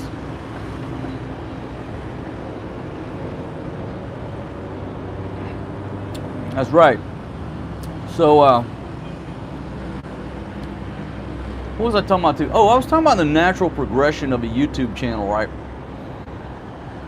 And I don't know if this is for everybody, and I know a lot of viewers on here, you run your own channel. And I don't really have too many friends or too many acquaintances that run a YouTube channel. I mean, Big Money Benny just started his channel. And so, you know, we talk every day, and I see what he's got going on and how his channel is progressing. Boom! Terry in. Good night from Melbourne, Florida. Long live the king. Thank you very much, Terry. Yeah, man, get you some sleep. Probably got a long day tomorrow. I realize it's late in the States. Thanks for joining me, man. Thank you very much. But like the natural progression of a YouTube channel, and I'm wondering if this is other folks' experience or just mine, but it was like when you start the channel, nobody cares, and all the comments, well, majority of the comments are positive or just people seriously wanting to stop by and either talk to you or meet you or, you know, talk about the topic at hand. And then like once you hit like 1,000 subscribers, it's like almost like the fucking trolls and whatever you want to call them, trolls, haters, psycho, internet fucking wacko, psycho son of a bitches. They come out of the woodwork. And then like they're just constantly fucking with you. And then once you hit like, I don't know, I guess when I hit like 8,000 subscribers, somewhere in there, like most of the trolls and the haters just fucking faded out. And I don't know if it's because you get so many subs that they start counterattacking these fuckers. Because I don't engage them anymore. I fuck with them when I want to for entertainment, but like, you know, we're over 10,000 now, and I don't have the same troll problem that I had. And so I just wonder if like other people's experience, if that's like the natural progression of their channel, or how it works. I don't know. So if anybody's running a YouTube channel, let me know your experience with the negativity of when you first started, you know, until you hit like 1,000, 10,000 subs, like how that played in, or if you still got the psychos in there. And interpretation said maybe the algorithm is somehow kicking in. And John Kevin saying I'm still having trolls. Maybe so. Maybe it's just the fact I just don't give a fuck. I didn't give a fuck before, don't get me wrong, but I did used to poke these assholes just for entertainment value.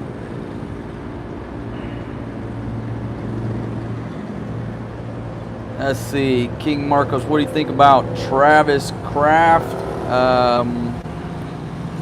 I don't know Travis Kraft. I'm making the assumption he's a YouTube guy. Seems like I've heard that name before, though.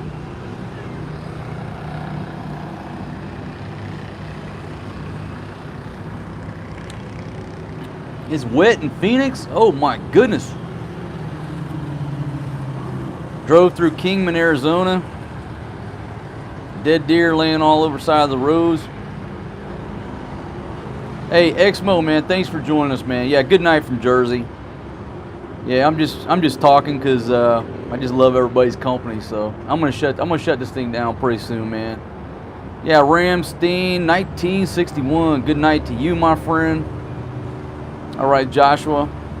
Yeah, folks, I'm going to go ahead and conclude this little live stream, and I hope that maybe down in the comments, if you do have some advice for other people about retirement, about when they should retire, and what your thoughts are, especially if you are retired. If you don't mind, just tell your story about, when you decided to retire, and what factors you had to play, because a lot of guys are teetering on the fence. They're teetering on the fence. They want to retire. They're scared to, and they're looking for information, and they're looking for experience to say, this is what I did. And unfortunately, I can't give them my experience because I didn't do 30 years, or I didn't, I'm not retired. But because I'm here in this environment and this setting, I do engage in that conversation very often, but I'm really not the one to answer it. But I do have subscribers on here, friends on here, you guys that are retired. If you don't mind, tell a little paragraph down in the comments about, yes, I retired early because I needed, I hated my job, whatever your reasons are. And if somebody asks me this question in the bar, I'll say, hey man, go check out the comments on my video. I'm not retired. I'm really not qualified to answer your question, but a lot of retired dudes did leave comments. Lefty Gatekeeper going to Red Lizard. Man, we'll be back down in Cebu before too long, and I love that place, Red Lizard. So give a shout out, give a plug out to Red Lizard. Was it burritos and tacos, whatever it is, Red Lizard. The one I go to is at Ayala Mall down in Cebu City. I think they have numerous locations. I can't remember. But the Red Lizard tacos, it's like on the top level. Well, check out my video and I'll show you exactly how to get there. But if you're anywhere near Cebu, blowing through Cebu City, go over there and eat at Red Lizard. Great food over there, folks. I love that place. Let's see, will I do prank videos? Oh man, I'm more, I don't know, man. I'm more of I hate to use the word reality, because these days when you say reality shows, it basically means trumped up fake bullshit, right? Man, I just do what I do. I just film what I do. So prank, I don't know. Maybe I'll prank my Filipinas and tell them I'm bringing them Jollibee chicken and spaghetti, but bring them a Big Mac and see what happens. I don't know, man. My shit's not scripted. This is just a slice of my life. Raymond Chin, thank you very much. Mitch, okay, retired early. Benny the Mac, thank you very much, my friend. I hope you're doing good down there, and I hope YouTube will reinstate your live stream ability, or capability, not ability, capability, or is it whatever the word is, man, because maybe what we should do is get a petition going to free Benny the Mac, free Benny the Mac, free Benny the Mac, the man. Boom, Derek Webb off the top ropes with the blue, headed north. That navy blue, man, that almost matches it does almost matches the shade of my top right here, man. Cool, thank you very much, man. Yeah, we need to get a petition going to reinstate Benny the Mac's live stream features on his channel. Boom, Ricky Hausman off the top ropes, East Lansing, Michigan. This just took a shower, did not wipe, no problem. See, there you go. There you are, folks. Living proof. Living proof. He took a dump, took a shower, no need to wipe with paper. He saved the rainforest. His ass smells like Irish Spring, and there's no railroad tracks in his fucking drawers. Because, if you're wiping your ass with fucking a wad of paper, all you're doing is smearing the fucking chocolate bar around on the fucking ass hairs. God damn, So I'm going to do the video. I'm going to put fucking Charmin out of business once you see this video.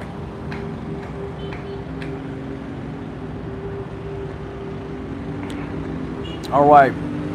So, yeah, man, we need to get a hashtag started. Hashtag free Benny the Mac. We need people protesting outside of motherfucking YouTube headquarters. You know? And Benny can weigh in on what the circumstances were to cause YouTube to shut down his live stream privileges. And I think several of you guys saw that video he uploaded, because apparently the video was up for some time, the way I understand it, and I think he had like 1,500 likes in 5 minutes. And I have viewed the video myself. It is a stellar boom Mac White off the top ropes with the blue. I got rainbows getting launched, man, just torn apart. A blue bar going north. Thank you very much, Mac. How you doing, man? Where you at in the world? All right, you got stock in Charmin. You better sell that shit, man, because when I do this video, I'm gonna give you I'm not gonna give you. Maybe I will give you a taste. Okay, but let me try to not get banned on YouTube here, right?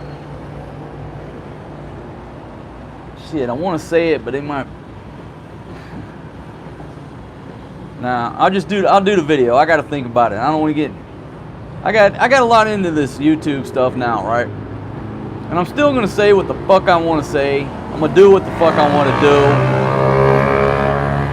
But there are certain parameters in YouTube, and it's their company. They can set the fucking parameters if they want to. It's their fucking company, and you either abide by their shit or they boot you off the platform. So I still exercise my freedom of speech, but I still have to be cognizant sometimes about the way I present certain pieces of information.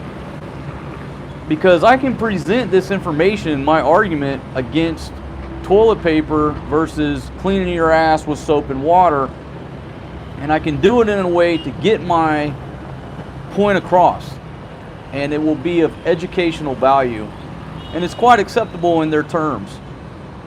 Or, I can get drunk and say some stupid shit, then the video gets pulled and I get a community strike. I'll just wait for the video, but I'm gonna convince you to stop buying toilet paper. You're wasting your fucking money. You're killing the fucking rainforest, the damn redwoods or the pines, whatever to make that shit out of. I don't even fucking know. What kind of wood? A pine tree?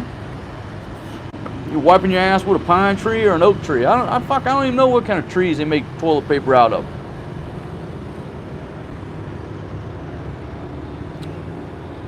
All right, Mr. B says set up a meet for all subscribers in AC at Scorebirds. Now, folks, this is what I did last week, and I guess a lot of people didn't see it. What I did one of them community posts with just a picture, and I don't know if it comes across your feed or not. I don't know how that community tab works, but you can post pictures and text posts. And I did make a post, and I said, hey, I'm going down to After Dark tonight. Anybody want to show up? And one of my buddies did show up. Roberto did show up, and we kicked it all night. And if you're not familiar with After Dark, it's right next to that, it's just this side of Phillies. Just right down from Phillies, next to that Korean bar right there just shy of Walking Street. It's called After Dark. And I met the manager there. His name's Richard, but everybody calls him LA because he's from LA. Cool guy, man. Cool guy. Shout out to LA, man, if you're watching. And he had actually sent me some messages inviting me to come down. But folks, a lot of people that invite me on here, they're still playing games, and so I don't fall for that banana in my tailpipe again. There's too many people playing games and say, hey, come down here. I go down there, and they're just playing games from the U.S. But I was walking by After Dark, and he's like, hey, Marcos, right? So I started talking to LA, man. We hit it off. Cool dude. He's a manager down there several days a week. Boom, Aaron P. Free Big Money Benny. Free Big Money Benny from the YouTube constraints. Let my people go. Let Big Money Benny live stream YouTube. So anyhow, I was walking by. LA hollered at me. He's like, come on, man, have a beer. and I'm glad I did. Cool as hell. And so he said, hey man, come down next week, you know, we'll give subscribers some discounts or whatever. And Roberto showed up, and folks, we got so hammered, fucking drunk, the three of us. I mean, it was we had a great time. We had a great time, but I don't think the word got out because I just did a community post. So what I'll do the next time, I got to get with LA and see when he's working again. I'll do a video and say, hey, subscriber meetup, and come to After Dark. That's where my buddy works, and have a great time in there. Girls are friendly, good cold beer, and we'll do a subscriber meetup there. And maybe I'll just shift between After Dark and CPI Call Shop and those two places. So if you're not into partying with the girls, come to CPI Call Shop. You can get a cup of coffee and chill. And you know, if you are into partying, then you meet me down at After Dark. But yes, I will post a video about subscriber meetups, because folks, these days I got so many cool people trying to, hey man, meet me here, meet me here, meet me here, and it's overwhelming. I can't keep up. So what I got to do is say, hey, come on down to After Dark and let's chill out. We'll party all night. Okay, so Paul S said you did see my post on it. Okay, because man, I'll be honest, like for some reason, and I got an iPhone 8 Plus. It's not because I have an old phone. I have all the settings right, and whenever Big Money Benny goes live, this son of a bitch will never notify me that he's live. I've checked and rechecked the settings. I'm subscribed to his channel. I hit the bell, and it will never notify me. I never know when Big Money Benny on. So I got somebody, I need a young guy to figure this shit out, why my iPhone does not notify me that when Big Money Benny posts a video or goes live. Oh, so you're in Poland. Yeah, I guess it'd be hard to come over from Poland, man. But come on over, man. We've been talking about coming over there too. Ferdinand Marcos says the water sprayer. Folks, he's absolutely right. You are absolutely right, my friend. Once you have a water sprayer, if you've got the sprayer hose next to your shitter, you will never use toilet paper again, I promise you. It will take you a little bit to get the technique down, but once you have a water sprayer, you will never touch another fucking sheet of toilet paper ever again. You will never have fucking railroad tracks in your whitey tighties unless you just fucking, you know, rip one and, you know, shit happens. But if you go to the sprayer, you'll never go back to toilet paper. And you know, that's what happened to me. Once I moved to Thailand, had a water sprayer, we don't buy toilet paper. Occasionally we'll buy maybe a 4-pack just for, not for that purpose, for like, you know, just put in a bag to, you know, you can use it for different purposes, but not for the purpose of wiping my ass. I got a sprayer. It's like taking a shower. You know, if I had like dirt or mud on my face, would I take a piece of toilet paper and try to wipe it off, or would I really go take a shower? You're gonna take a shower. So once you get used to that sprayer, Charmin's out of business.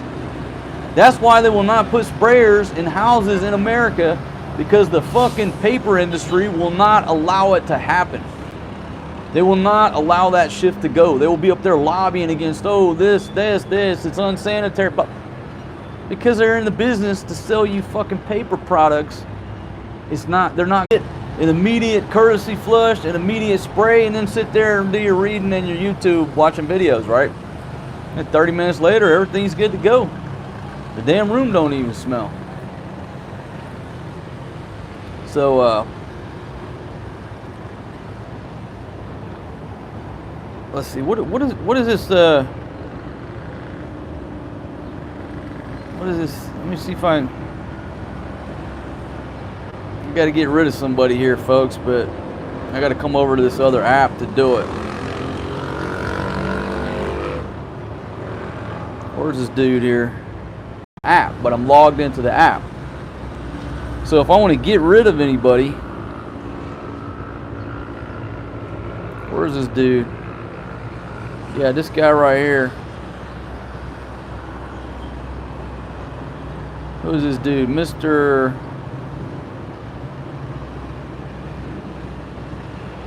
Alright, had to put a jackass in timeout. You don't even get your name said, bro. You're in timeout like a fucking child. You may be a child, but you're in fucking timeout. I don't like to censor anybody. I don't like censorship. I don't like banning people unless you violate my no asshole policy. But I think the bigger disrespect to anybody that comes on here and starts acting like a jackass. And like I said, I'm not giving you the fucking satisfaction of saying your fucking name. I just like putting you in timeout because you're still here, bro. You're still here, but you're typing. But I put your ass in the corner for 5 fucking minutes like a fucking child because you want to come to other people's channel and act like a child. And then when you come back, you're going to act like a child again, and I'm going to put you in timeout again like a fucking child. And I love it because I think that's even worse. If I ban you, you just go to some other channel and start bothering somebody else. But I just put you in timeout like a little bitch. And then you'll come back for a few minutes and I'll put you back over there like a little bitch. Stop. What's the purpose, man? Stop acting like a fucking child.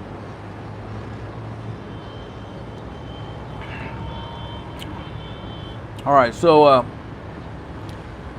oh man, some fucking jackass here. Some fucking jackass just don't get it. And if people tell me I need to get a moderator,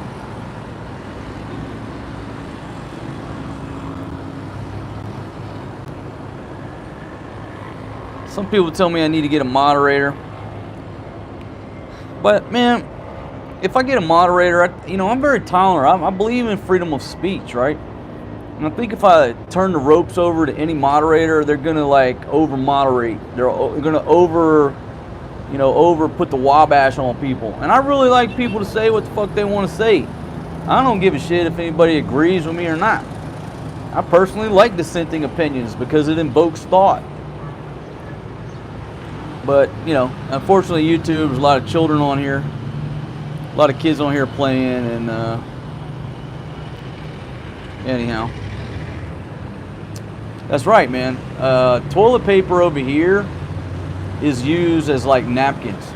You'll go to a lot of restaurants here, anywhere in Southeast Asia, Philippines, and you'll see a roll of toilet paper sitting on the table. Well, that's good because that's a napkin. Most places you go, there ain't no napkins in the Philippines. That's just the way it is. There ain't no fucking napkins here unless you go to like an established restaurant chain. You go to a small shop, and most of the time there's no napkins. And if there are, you might see a roll of toilet paper sitting on the table. That's the napkins. People coming over here for the first time from the West, to anywhere, and they see a roll of toilet paper on the dining table, they're, what? Wow, you're subliminally, psychologically associating that with taking a shit. But over here, they use it as napkins. Be lucky it's there. A lot of places don't have napkins. Guess what? You use your damn t-shirt.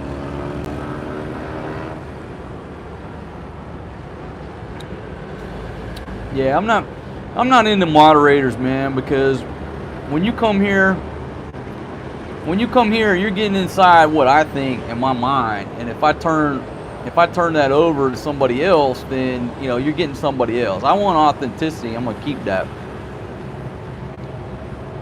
That's right. If you get dirt on your arm, do you smear it with toilet paper or do you wash it with soap and water?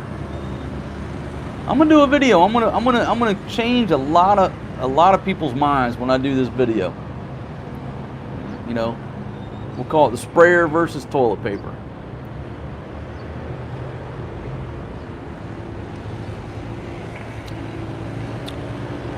The biggest challenge about moving to the Philippines, about living here. Well, folks, home for me is actually Thailand. All right, Thailand is home for me. I moved to Thailand. I was married to a Thai girl. I got divorced from the Thai girl, and then I started coming over here to the Philippines. And I'm going to say that the big challenge living in the Philippines is that you have to have patience. You have to have patience when it comes to time and when it comes to a lot of things. If you're one of those type A personality dudes that doesn't have time, or you want an immediate answer, here you have to have patience. Be patient with folks here. A lot of folks here, even though everybody thinks people in the Philippines speak English, that's not true. That is a misperception that people in the Philippines speak English. Yes, they speak English, but the proficiency level varies. For example, in my wife's village, most of the people in my wife's village, they understand English a little bit. They don't speak it. If they know a few words, they're too shy to speak it. So people think, oh, I'm going to move to the Philippines versus Thailand or Cambodia because everybody there speaks English. Well, they do and they don't. You know, in the cities, well, yes, more so. You get out in the province, in the backwoods, not so much. Not so much. So when, you know, if you try to call somebody on the phone, very difficult to communicate. You know, and that's in any language. If you're trying to talk on the phone versus in person, you know, the phone is more difficult because you're not there watching their body language, their actions, watching, you know, reading their lips. So if you think you're going to come here and everybody speaks perfect English, that's not true. There is a language barrier. And patience, you have to exercise patience on a daily basis. If you think you're going to run into a business and run in and out in 30 seconds and get what you need to be accomplished, it's not going to happen. You have to slow down. You have to slow down, and you have to realize in the back of your mind that that language barrier is there, even though everything's written in English. Everybody is supposed to speak English, but the majority of the time, they're speaking Tagalog or they're speaking Bisaya. Here comes the foreign guy. Now they got to switch over to English. And if Tagalog or Bisaya is your primary language and you have to switch over to English, it's going to be a slower back and forth communication. So a challenge of living in the Philippines is you have to slow down a little bit, and be patient, and you're going to be fine.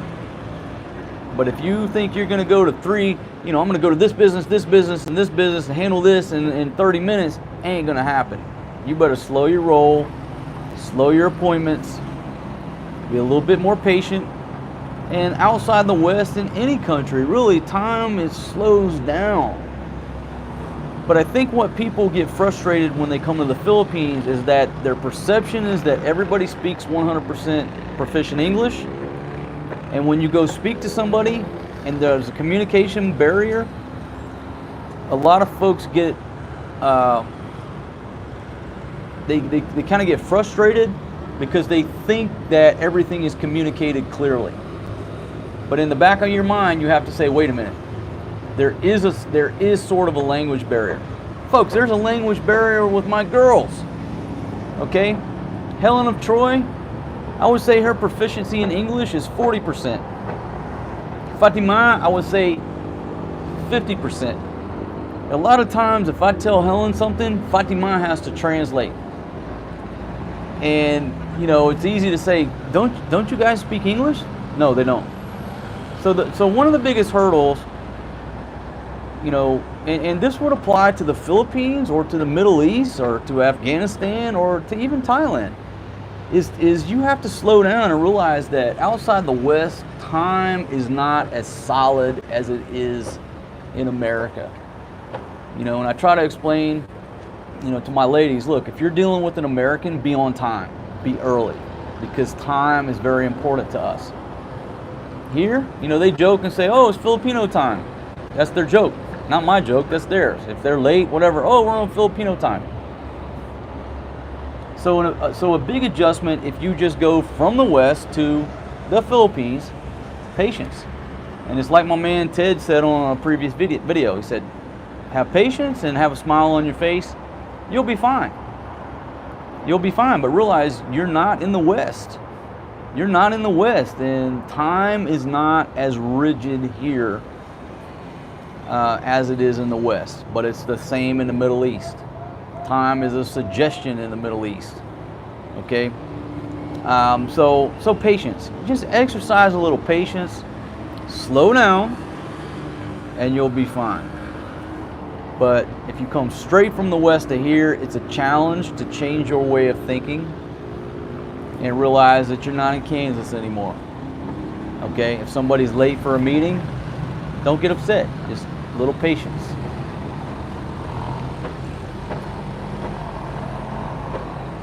Okay, all right, so I went on a tangent right there, but a lot of people, they ask that same type of question, and you see a lot of people here struggling with issues like that. So that's why I want to kind of throw it out there, right? And I have to be patient with my ladies, folks. I got to be patient with my ladies, because you know what they'll do? A lot of times I'll say something, they act like they understand, they got no clue what I said. They got no clue. And then something breaks, something doesn't go what I thought we were going to do. And I'm like, what the hell happened? Then whoa, wait a minute, they didn't understand what you said. You have to go back and realize it's my fault for not simplifying the message and realizing, you know what? They speak 3 languages. Okay? They speak Bisaya. I think Helen speaks Waray, Tagalog, English. They speak 4 languages. Okay, that's impressive. So it's actually very impressive that, how many people do you know in the West that speaks 4 languages? Not many. Ain't many people in America that speaks more than 1 language. If they speak more than 1, they speak 2.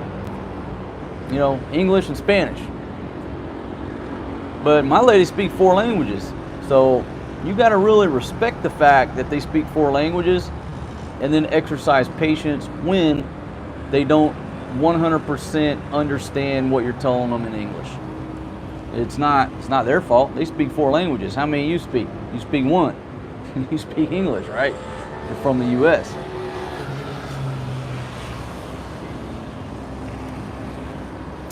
All right, so let's see.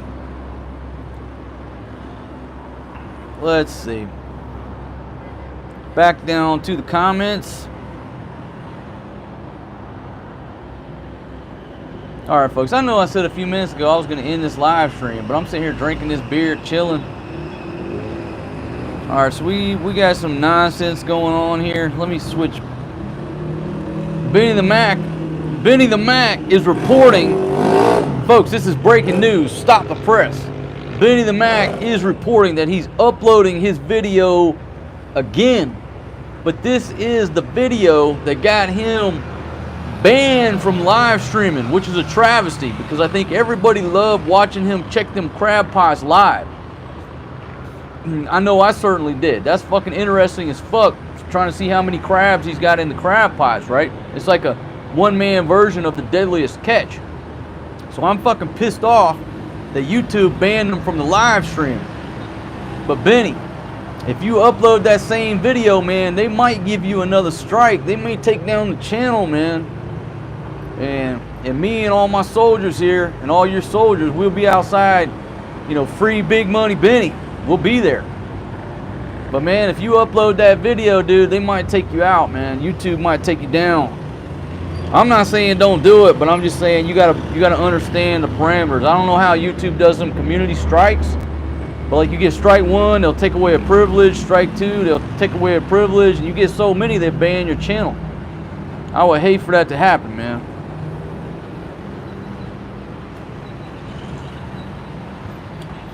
All right, dude. You know what? I will keep it going. I got 20%. I got 20% on my battery life on this iPhone, and we're still rocking. All right, Jedi, cool story. Somebody tell me how many people we got here now, because I know it's late in America, so everybody on the East Coast had to go to bed.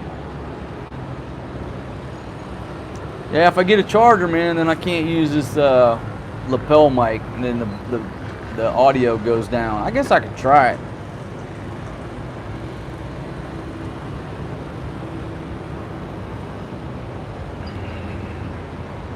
Oh shit, we got 155 people here? Wow, folks, thanks for joining me. That is, wow. I figured most everybody had went to bed, but thank you very much for joining us. Wow. Okay, Crystal Beach and San Narciso, 30 minutes from Subic Bay. Now, you know, I did some videos up in Pundakit, so I'm thinking that yours, San Narciso, is north. It should be north of Pundakit and San Antonio.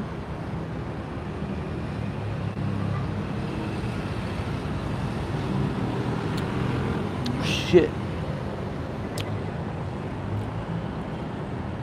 All right. Yeah, it's only 9:30 in Portland. Okay, cool. So I got some folks out on the West Coast. No, this beer's still cold, man. I'm still good. I'm almost done with it.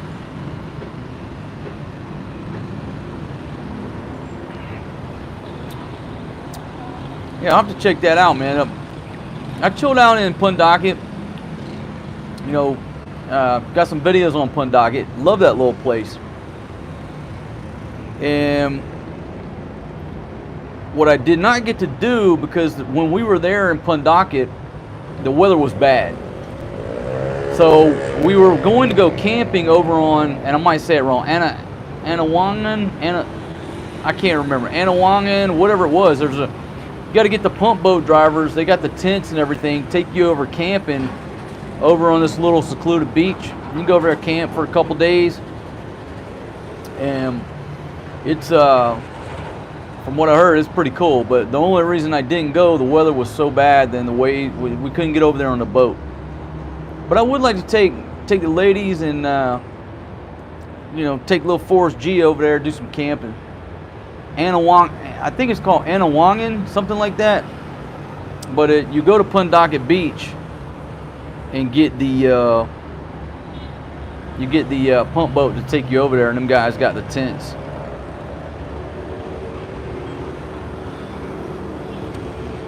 Greg, you're still talking about San Narciso is a great beach?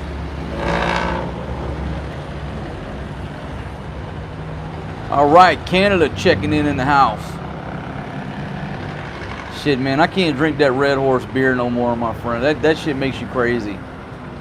And if you've never come over here before, if you come to the Philippines for your first time, do not drink Red Horse beer. I've said it many times. Every fight / altercation I've ever witnessed in this country, the common denominator is they were drinking Red Horse. Whether I'm in the village or I'm around a bunch of you know, tourists, foreigners, people not from the Philippines, if there's any fight that breaks out, they were drinking Red Horse. There is an ingredient in Red Horse that makes you fucking crazy. So if you've never been in the Philippines, do not come over here and get drunk on Red Horse. You're looking for trouble. You can sit there all night and drink San Mig Light or SMB, San Mig, no problems. You let somebody give you a big bottle of Red Horse, next thing you know, you're in a fucking jailhouse over there. So just be careful. I can't drink it. Okay, so they got tents and cabins. Man, they just went up too fast. Tell me where it's at again. Who's got the tents and the cabins over there? Adventure Cove is pretty cool near Subic. Hey, and let me give you a shout out at Stella Artois why is Stella Artois in the UK referred to as a wife beater? Because that's a smooth beer for me.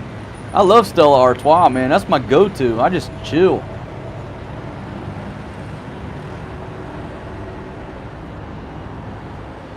Crystal Beach. Crystal Beach. All right, let me give a shout out right quick. And I'm not sure if you're watching, my friend, but I did meet a gentleman in After Dark the other night, and I was fucked up. So if I get this messed up, but I believe you're from the UK, and he has a new bar that's opening over not too far from the Blue Rock in Subic. I think he said he's not open yet, but I want to give a shout out to you, and I'm not even going to say the name. I can't remember, man. I was so fucked up that night.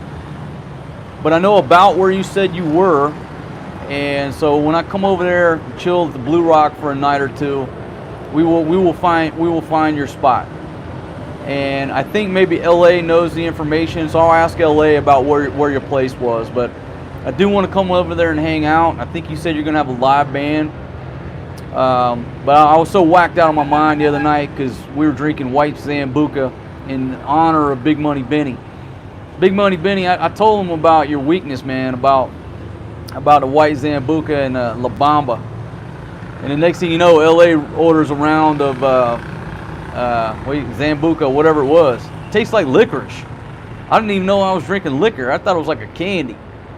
And next thing you know, we're all hammered.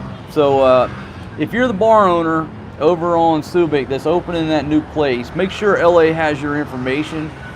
And we're going to come over there and hang out and do a video, man. But I think you told me that you're not going to be open for a while. So, Benny the Mac, are you really uploading that shit? Man, listen, I'll never tell anybody what to do, right? Roll the fucking dice. Life is short. But I'm pretty sure if you upload that shit again, your ass might get another community strike. You might be out of here.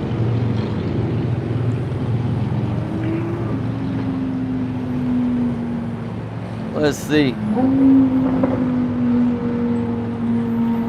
Monday night after dark again. Hey, Roberto, is that you on Maricel's account, man? I know you said your phone got messed up. I'm just now realizing maybe that's you. Is that? I think that's you, Roberto, on your old lady's account, man. Is that good or not? I remember now. It's coming back to me. Your phone. Oh, it's LA. All right, cool. All right, cool, man. So what day are you gonna be there? You're gonna be there Monday? You're working Monday?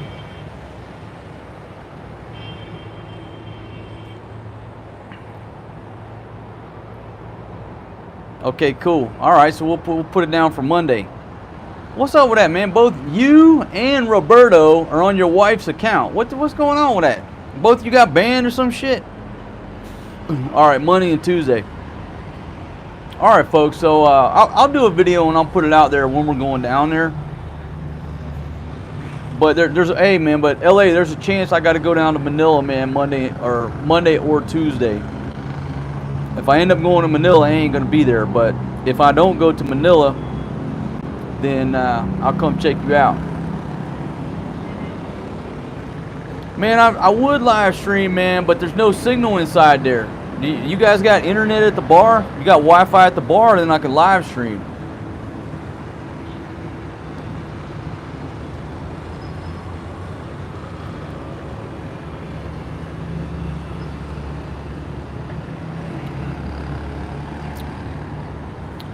Okay, do I want to be in a gang?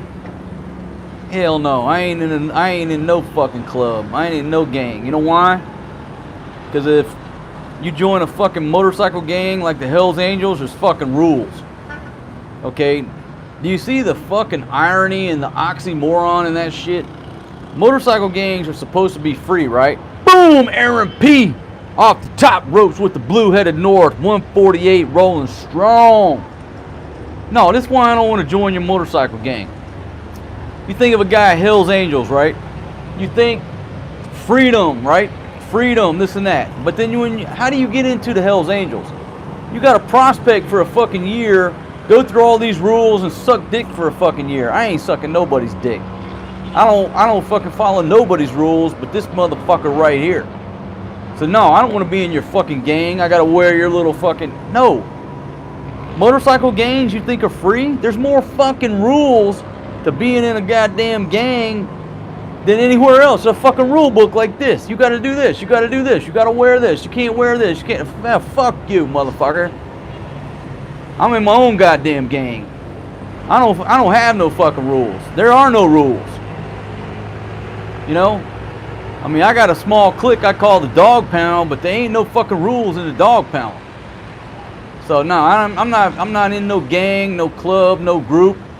I'm a current resident of the planet of planet Earth, and I'm a fucking citizen of nowhere. I don't belong to no motherfucking club, no motherfucking gang. And that might not be the answer you were looking for, but, you know, fuck your gangs. If I want to ride a motherfucking Harley up and down this strip, I'll ride a Harley. If I want to ride a fucking Suzuki up and down this fucking strip, I'll ride a fucking Suzuki. If I want to wear leather, I'm going to wear leather. If I want to fucking wear a fucking patch that says fuck off, I'm going to wear it. Nobody's going to tell me what to do. So no, that's a good question. A lot of people ask me that. I've been invited into certain gangs, not like criminal gangs, but certain clubs or whatever. No, man. I respect your right to do and fucking hang out with anybody you want to hang out with. I respect your club that you want to be in that club. I'm a goddamn king. I ain't in nobody's motherfucking club. I got my own goddamn kingdom. Ain't no motherfucking rules right here. I mean, that's just the way it is. I ain't wearing your fucking colors. I ain't sucking your dick for a year, and I'm not prospecting. I'm flattered that people offer for me to join their club, but when any club, guess what? They got rules. They got fucking rules. Too many rules. Why the fuck would I want to go from being free and join a club, then I gotta dress like you tell me to dress? Ain't nobody gonna tell me how to dress, folks. Right now I'm rocking a fucking Speedo. Tonight I'm gonna be rocking Carhartt. And if I fucking want to, I'll fucking dress up in a goddamn Spider-Man uniform and fucking walk up and down this street. That's the way it is. Aaron P off the top rope. She's on Facebook again. Goddamn. Who's on Facebook, man? I don't play Facebook. Fuck Facebook. I don't like Facebook. I don't like Zuckerberg. What do we want to teach our fucking kids? Take somebody's idea, steal it, and go out and make money and tell them to fuck off? I don't want to teach my kids that's the way to success. Success. You go steal somebody's shit and run with it. That's how you fucking become successful? You know, fuck you, Zuckerberg. Fuck Facebook. I'm not on Facebook.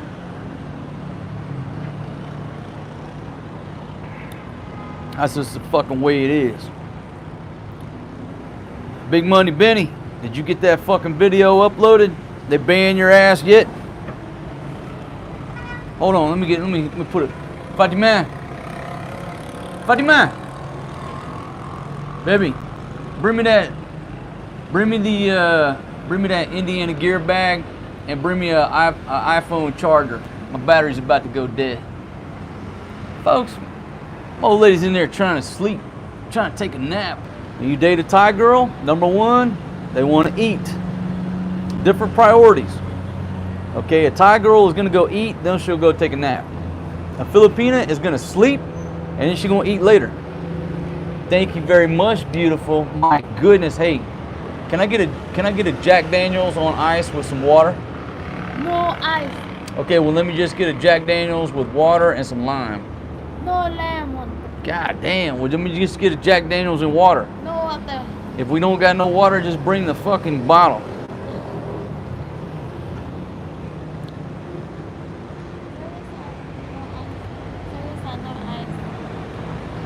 There's no ice? Damn. So, alright, just bring me cold water with a little Jack Daniels. And if not, you're going to have to run down to 7-Eleven.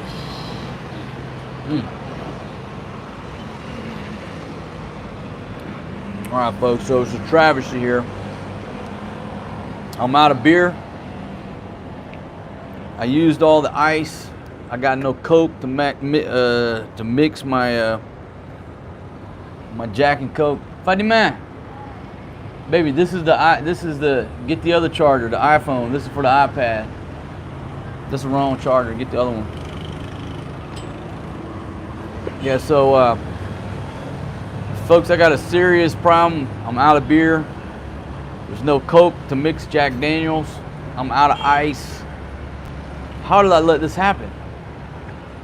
I have no idea how I let this happen.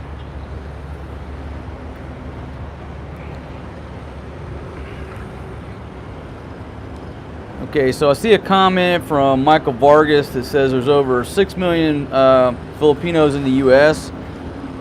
I don't know the numbers. Okay, folks, hold on. I'm gonna swap off the mics here.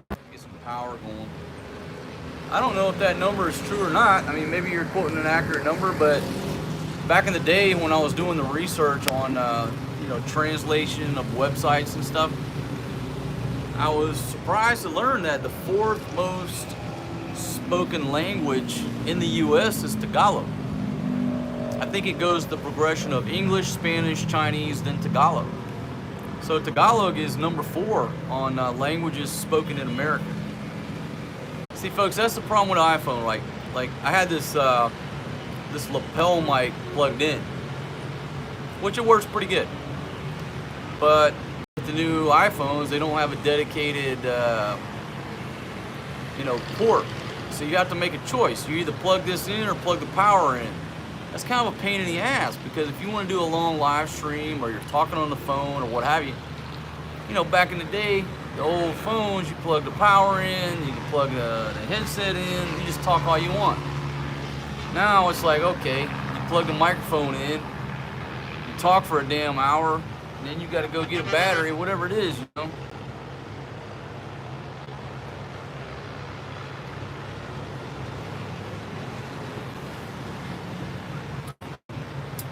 Oh yeah, a little Jack Daniels with a little cold water. Folks, I said before I was going to end this live stream, but I think right now that everybody wants to see, did Big Money Benny upload the video that got him banned from live streaming? Okay. So I'm gonna have to switch over to my app, because I can't read your comments right now. So nobody send me no money right now. I can't thank you right now because I'm over on the app and I can't read it. I got to go to Big Money Benny's channel. Now, folks, if you are not subscribed to Benny the Mac's channel, he's up to 619 subscribers. And I do not see that scandalous video. So either YouTube has banned his ass from that, or banned that video, or he's still in the upload phase. Okay.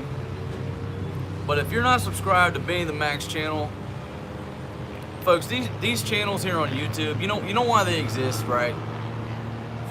I mean, this is about any bit. It's about the relationship, right? It's about the person and the personality. There's a million damn videos that are around there. There's a million damn videos that are around about, traveling to whatever country. What made Anthony Bourdain fucker? And I enjoy watching his videos and hanging out with his dog. And you can say, oh, it's because he sends you a lot of super chat money. Folks, he supports a lot of other channels too. But, Benny's a cool motherfucker. So if you want some good content, subscribe to his channel, Benny the Mac. Somebody put the link down there. It takes me too long to do that shit. Subscribe to his channel, and what's funny about Benny, I'm gonna bust you out, Benny. Benny will live stream some fucking carnage. Kind of like my couple of live streams that I did. Just get fucked up drunk and live stream carnage. And then when he wakes up the next day, he pulls the videos, he deletes them. He's like, holy shit. But he keeps doing it. Like, I've done a couple of fucking train wrecks. And the next day I'm like, you know what, I hate censoring shit, this is real life, but I'm just gonna pull that down. I don't want younger dudes taking that type of advice. But Big Money Benny keeps doing it consistently. You will see a fucking train wreck live stream that night, but you better watch it live, because when he wakes up and sobers up and sees that shit, he's gonna pull it. So that's the thing about Benny's channel. You can't go to Benny's channel and see all the quality shit because he's already pulled it off, or YouTube. Well, yesterday YouTube pulled one. But if you want to laugh your fucking ass off and see some funny shit, go to Benny the Max channel, BENNY space THAMAC. That's the screen name. Somebody put the link there. It's got 621 subs now, and it looks like the last video is a Cyclone video. All right, I'm gonna come back over so I can see the comments. All right.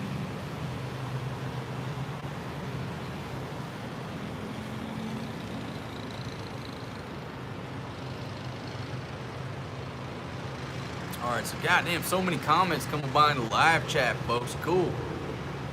Alright, so M Psychus, subscribe. Cool. Yeah, see, he's got some cool content, but if you want some good, clean fun, him doing the live streams, checking those crab traps, streams, I'm out.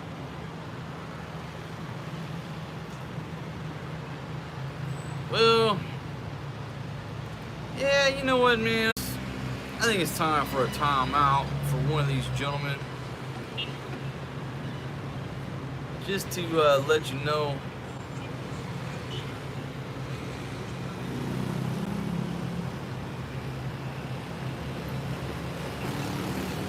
Alright, timeout for you, my friend. How does it feel? You're still here. You want to spew some hatred. I didn't ban you. So you're not gonna go away. You're just gonna sit here and endure the punishment. Because you know I'm gonna let you come back. You're still in the corner like a bitch.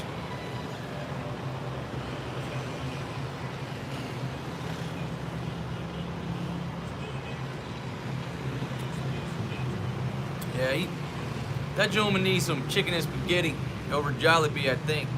Might help him out. Yeah, because look, folks, like I said before, if you just ban somebody, they know they're banned, they'll go away, they'll go bother somebody else. Well, that's like quickly. They're like, oh, fuck it, I'll go over here.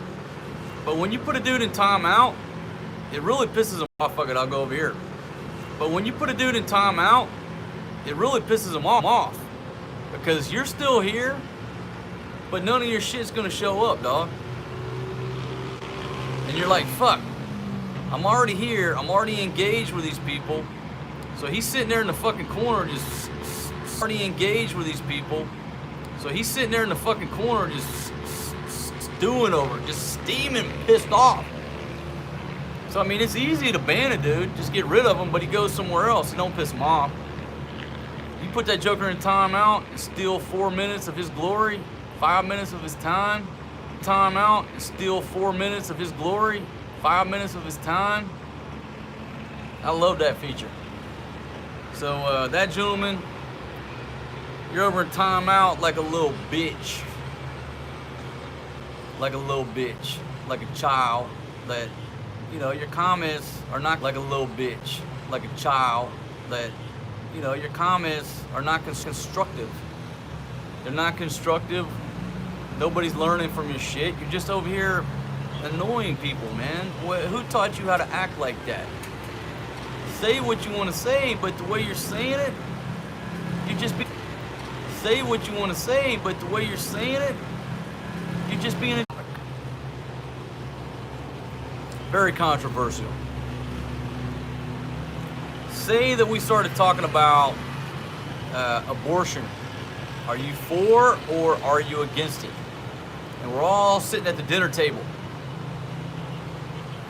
There is obviously going to be different opinions, right? People are going to be over here. People are going to be over here. There's going to be people in the middle. When you pick a topic like that, you're going to have varying opinions. Some people feel very strongly about their opinion, especially if you took the topic abortion. We're all having dinner. I don't know how many people are in here right now. 155 people, I think, the last. Okay, if there are 155 people in this chat, and we're all sitting at this table, and then we're passing a microphone around, I want you to say what you think about the topic. If I say if some guy says, oh, I think it should be legal, and some guy says, if some guy says, oh, I think it should be legal, and some guy says it should be illegal, I want the person with a microphone to say what the hell they think about the fucking topic, man. But if I hand you the microphone and you start talking about me because you don't like my fucking hair, and you're talking about, oh, you know, you're fucking short, you're ugly, blah blah, you're fucking stupid, bro, you're not talking about the topic. You're not actively engaged in the debate. You're being a fucking asshole. That's the no asshole policy. Freedom of speech. Say what you want to say. But if you waste my motherfucking time talking about you don't like the color of my shirt and we're trying to debate a political topic or a very sensitive topic, you're wasting my fucking time. And therefore, you violate the no asshole rule. And if you're at my dinner table wasting my fucking time, I'm gonna throw you the fuck out. I give you the platform of free speech. I give you the platform to speak your mind. But when you go on these personal attacks, acting like an asshole, wasting my fucking time, I'm not here to debate the color of my fucking shirt or the fact that my hair ain't combed. We're debating this particular topic. Say what you want to say. But you violate the no asshole policy, I put you in timeout like a little bitch. Aaron P, man. Yeah, man. Hey, thanks for joining me, man. Thanks for all the support. I was gonna end this live stream until my old lady brought the battery pack. And this might be like, I think what I'm gonna do now is test it. I test all my cameras, like I tested this iPhone to see how long it will shoot 4K, 60 frames. But I've never tested to see how long I can do a live stream without it going down or the iPhone taking a shit or whatever. So maybe I'll just let this roll, and I don't think really anybody's worried about what I'm saying. The comment section is going down like a chat room back in the 90s, back in the day when you had to get in these forums and chat people.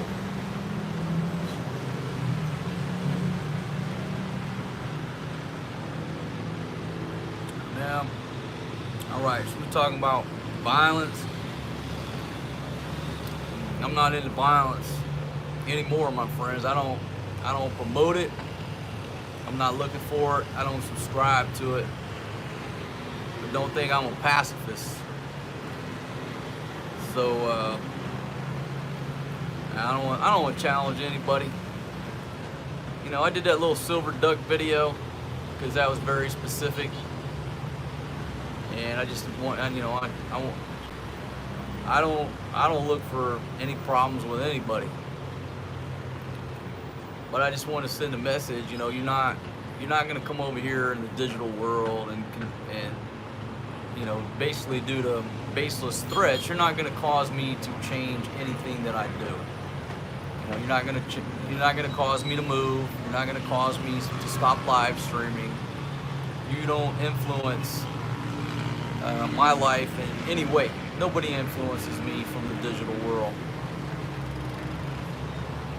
You know, especially these psychos, or what do you want to refer to them? These disturbed individuals sending threats from their keyboards. They're not going to influence me out of the way. That was the purpose of that video, by the way. I think it was called, what I call it? I call it waiting on an ass kicking and dreaming about a Cadillac, something like that. If you didn't watch the video, I mean, basically some dude said he was coming to my place at a certain time, a very detailed description that he was coming there to do violence. And so I decided to live stream and wait on him.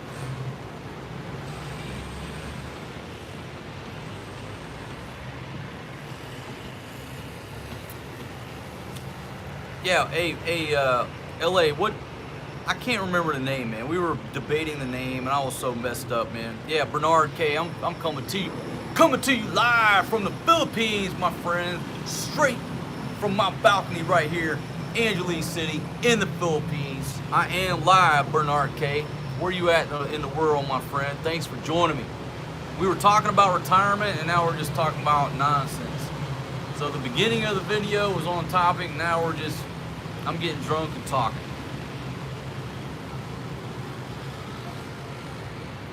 Yeah, so, yeah, LA, I'll roll over there, man, but I think the dude said he's not opening up for a while. Whenever he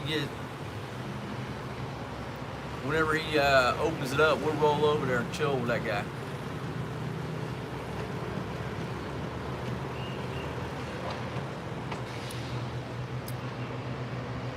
How many folks we still got on the live stream, my friends? I'm starting to get a little drunk. I don't think I'm gonna get so drunk that I'm gonna break out the guitar, but I am still drinking, so you never know.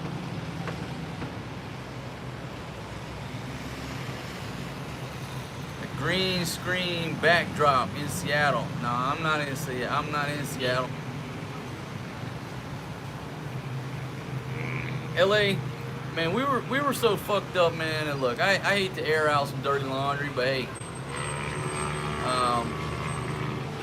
dude. Now look, we were so fucked up that my man Roberto puked on his own shoes, and all I remember, man, we got him into a tricycle.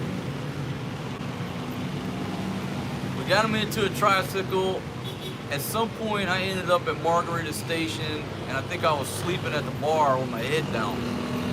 I did make it home with some Margarita Station food, but the night was blurred, man. Once we started hitting them shots, that was it. You know, I can't handle the shots.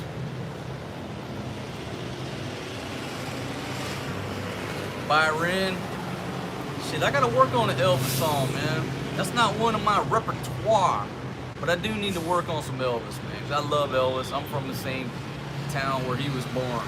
I was born within a few miles from where Elvis was born.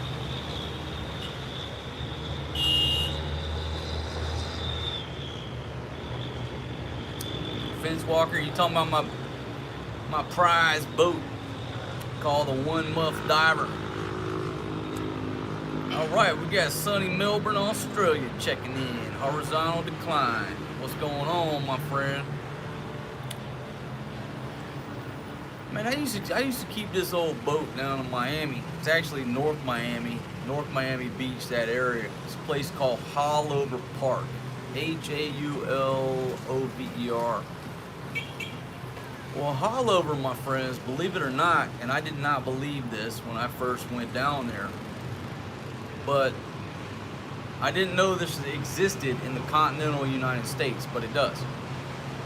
Haulover Park has a marina, and I kept my boat there, the One Muff Diver. Kept it up on a rack, which that's the only way to have your boat. Because when you want to take your boat out, I would just call them and say, yeah, this King Marcos, have my boat in the water. I'll be there in 30 minutes. So they take it off the rack in a forklift, put it in the water, wash it down, crank the engine, put ice in the coolers. All you do is just roll in there with a cooler of food, whatever, you know. So I spent a lot of time on the One Muff Diver. But Haulover Park is separated with the north side of the beach and the south side of the beach. I'm a little fucked up right now, and it's been 20 years ago, but the north side of the beach was a nude beach. And most people do not believe that in the United States, at a county park, it is a county park, there is a nude beach. But there is, or there was. And in the south, there's a buffer zone. Then the southern part of the beach is a family beach. Well, this was the problem. When you parked at Haulover in this parking lot, if you didn't know where you were or the fact that there was a new beach, you could get walking towards the beach, and the only warning was this sign about this big. And it was about that high. It was a small sign back in the day. All it said was, attention,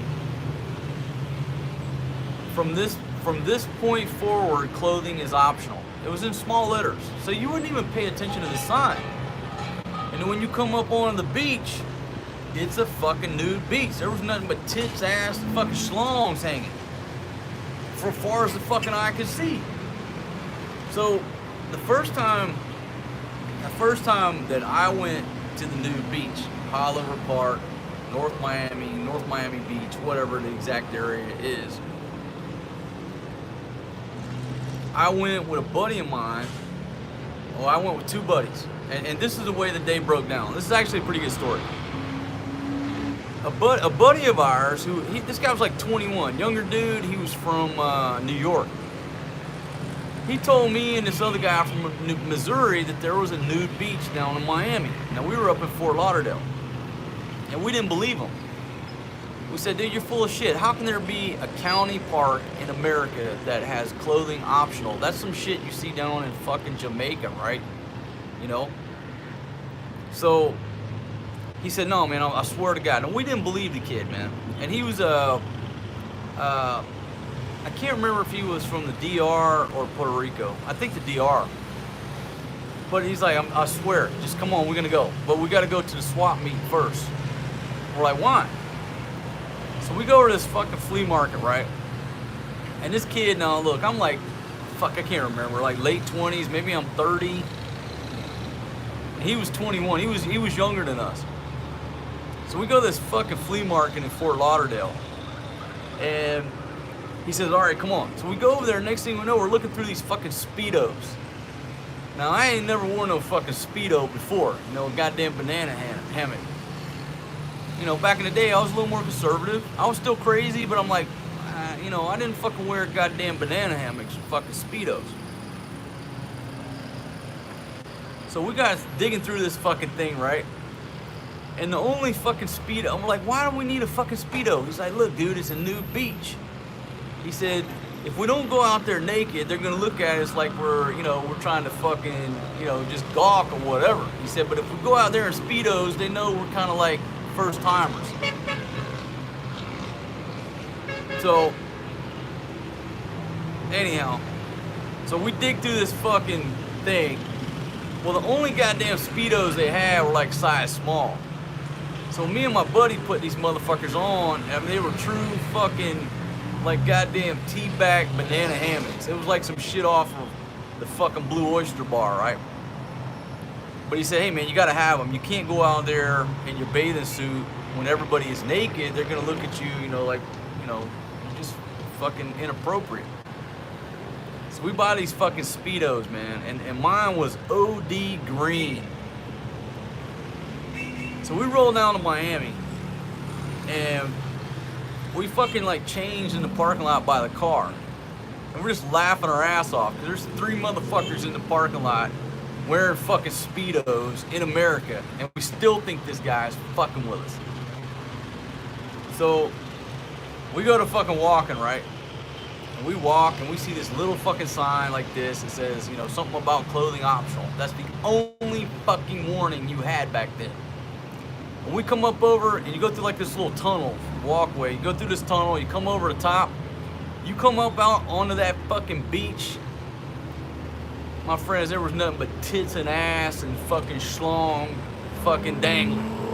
It was a no shit, and maybe still is, a no shit naked beach, Oliver Park, in Miami, Florida, in the US. And there was nothing but fake tits and fucking implants and all kind of shit. And the majority of the people on this beach were older.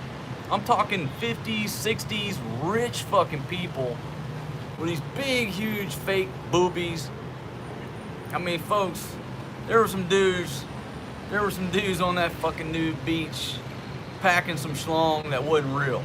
I mean, that shit was way too long to be real. There was some fucking plastic surgery. It was like a showcase of what plastic surgery can do to the human body. And so here we fucking roll out, the 3 of us, these goddamn OD green, extra small motherfucking Speedos, right? Rolling out there, you know, like 3 fucking hard dicks.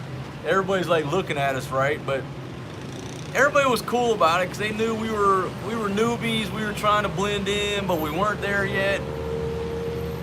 And so we fucking lay out a towel on the goddamn beach, and here we are, these fucking extra small fucking Speedos, just looking around like, what the fuck?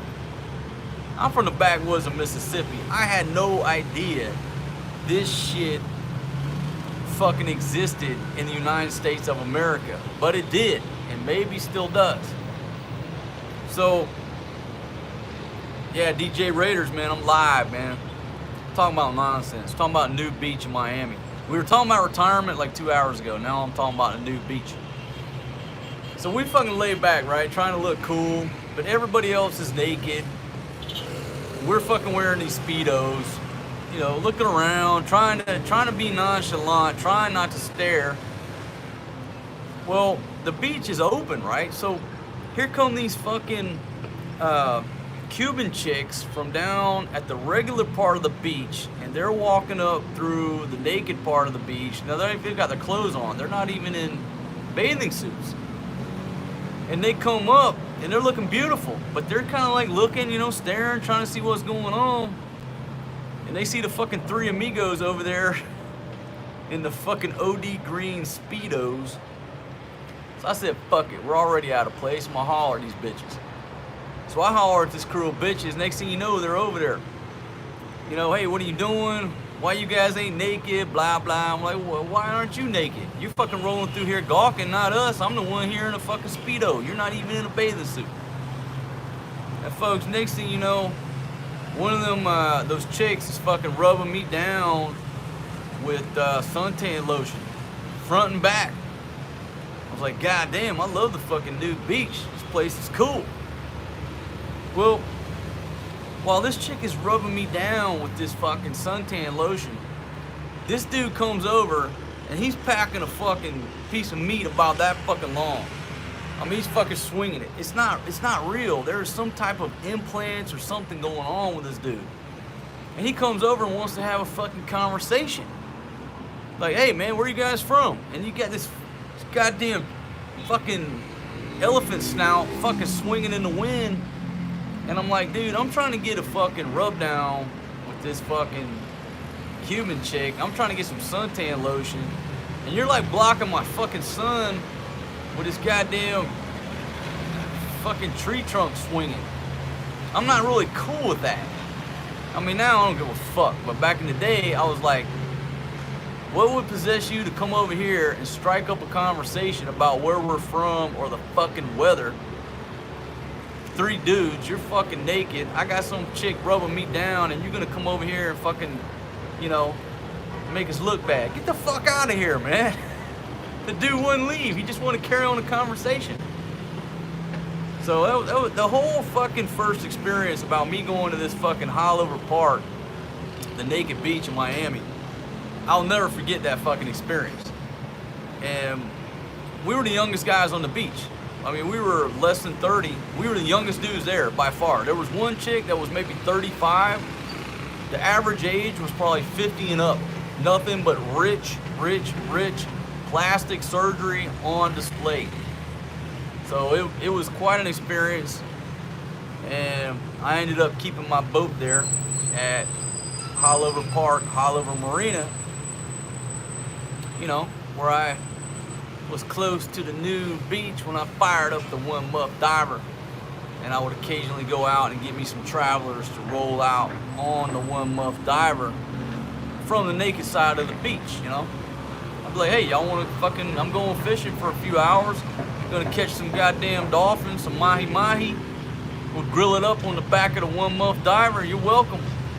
Next thing you know, I got some new bitches on the back of the fucking One Muff Diver. Hey, you know what? Like I said, I'm a dumbass redneck from the backwoods of Mississippi, right?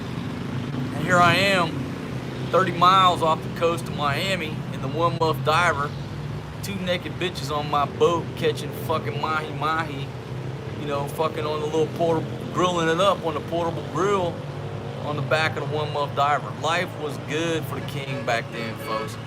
And I'll post some pictures of the One Muff Diver. That was a badass boat. I miss her.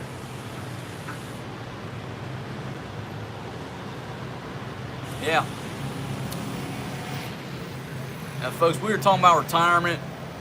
If you're just joining this live stream, the gist of the whole fucking video was if you don't like your job, retire early. If you love going to work, wait till your full retirement and just enjoy the benefits and the extra money. But I am coming to you live from Angeles City, here in the Philippines, live from my balcony, from my condo balcony.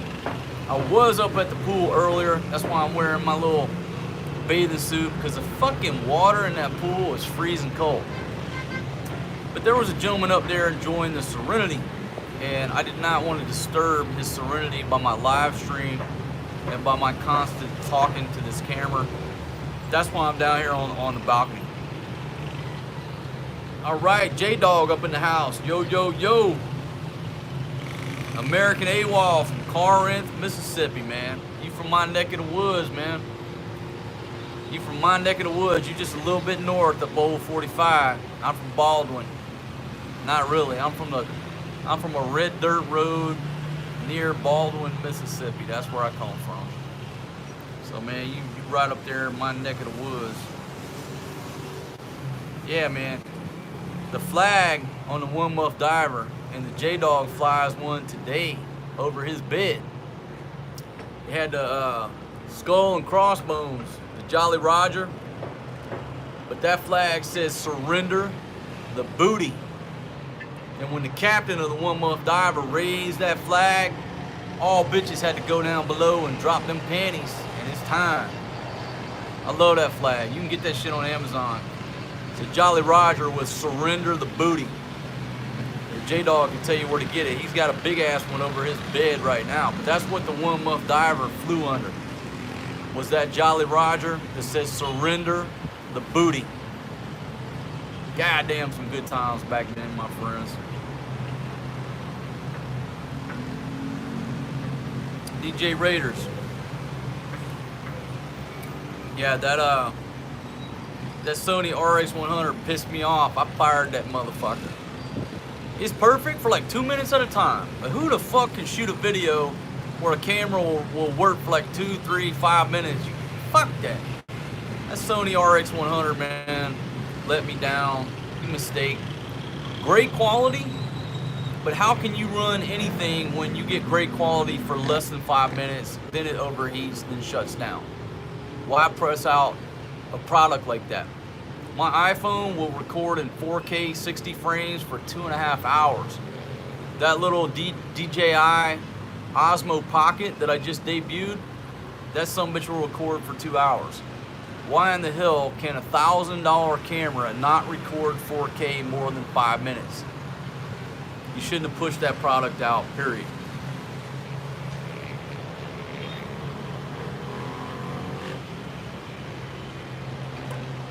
Alright, so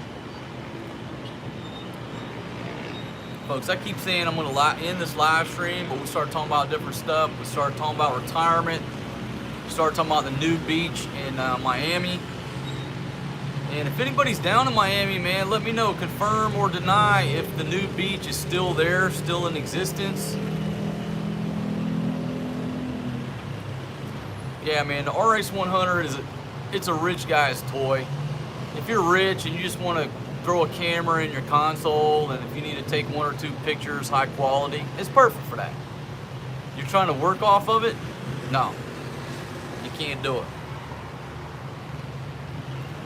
man. That little Osmo Pocket is on time, so a lot of my on-the-go footage is going to be shot 4K 60 frames, stabilized on that little gem. I got to get an external mic for it because the microphone sucks. As you know, most small cameras, the microphone sucks. But I'm looking at a couple cameras. I'm looking at the Panasonic GH5 or the GH5S. If I go with the GH5S, I'm going to go with that Ronin gimbal by DJI.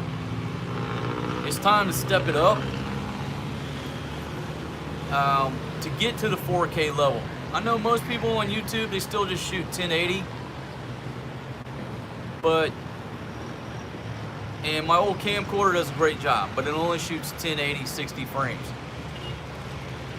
You gotta stay up with the times. You don't want to get too far behind the times. You don't have to be at the cutting edge.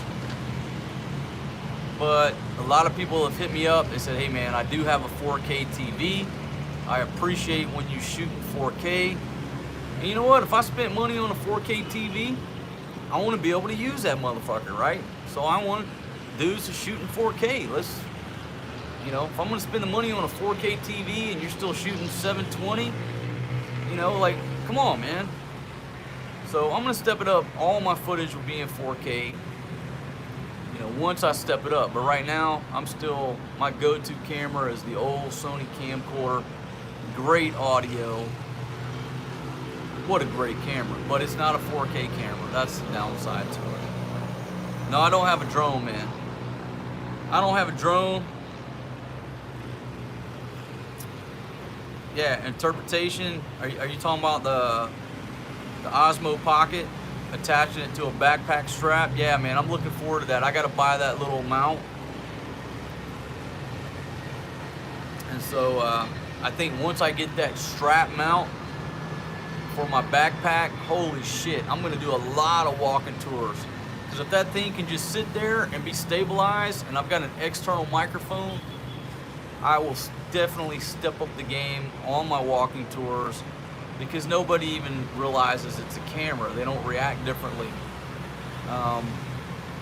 But the audio is not good enough to do that. You got to have an external mic on that Osmo Pocket to be effective.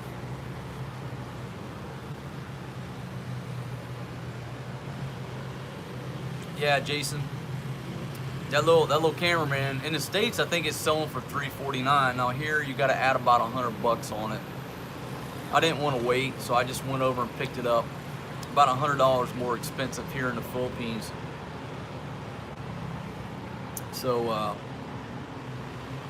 yeah, the volcano or the mount, it's called Mount Arayat. It's near here. It's a dormant volcano. And at some point, I'm going to do a hiking video up to the top of Mount Arayat. But I do want to wait to get that backpack strap so I can just mount that little, the new camera. And then that way I can just backpack up that mountain, shoot at 4K, 60 frames, stabilize. But I need the mount, and I need the external microphone and the plug. So somebody told me that down in Manila, they do have some accessories at a DJI store. I'm probably going down to Manila in the next few days, so I'm going to try to hunt that down. But like, I took it out again last night. Great footage, shitty audio. You know, and you just got two little pinholes on that DJI, one facing you and one on the bottom. But it's so small, when you grip it, you inadvertently cover up the microphones. You have to have an external mic, or you're just not going to get audio.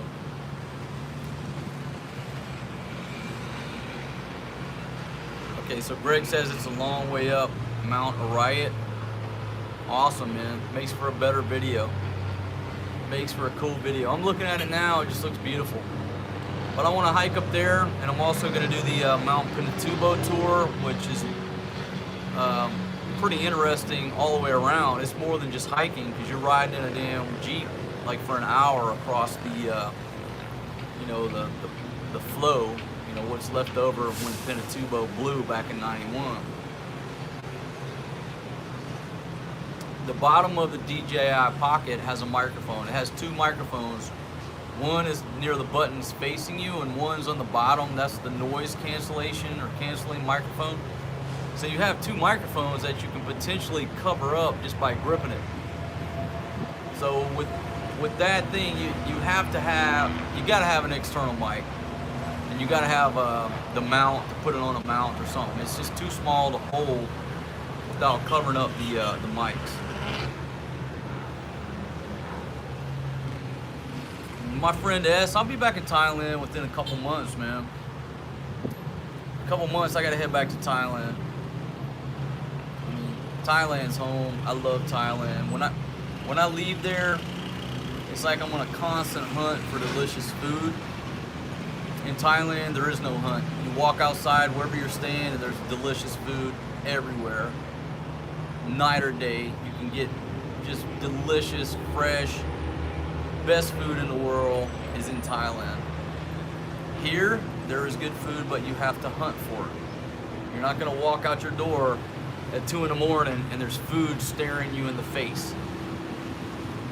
There's not food, period, but number two, good food, you have to hunt it down.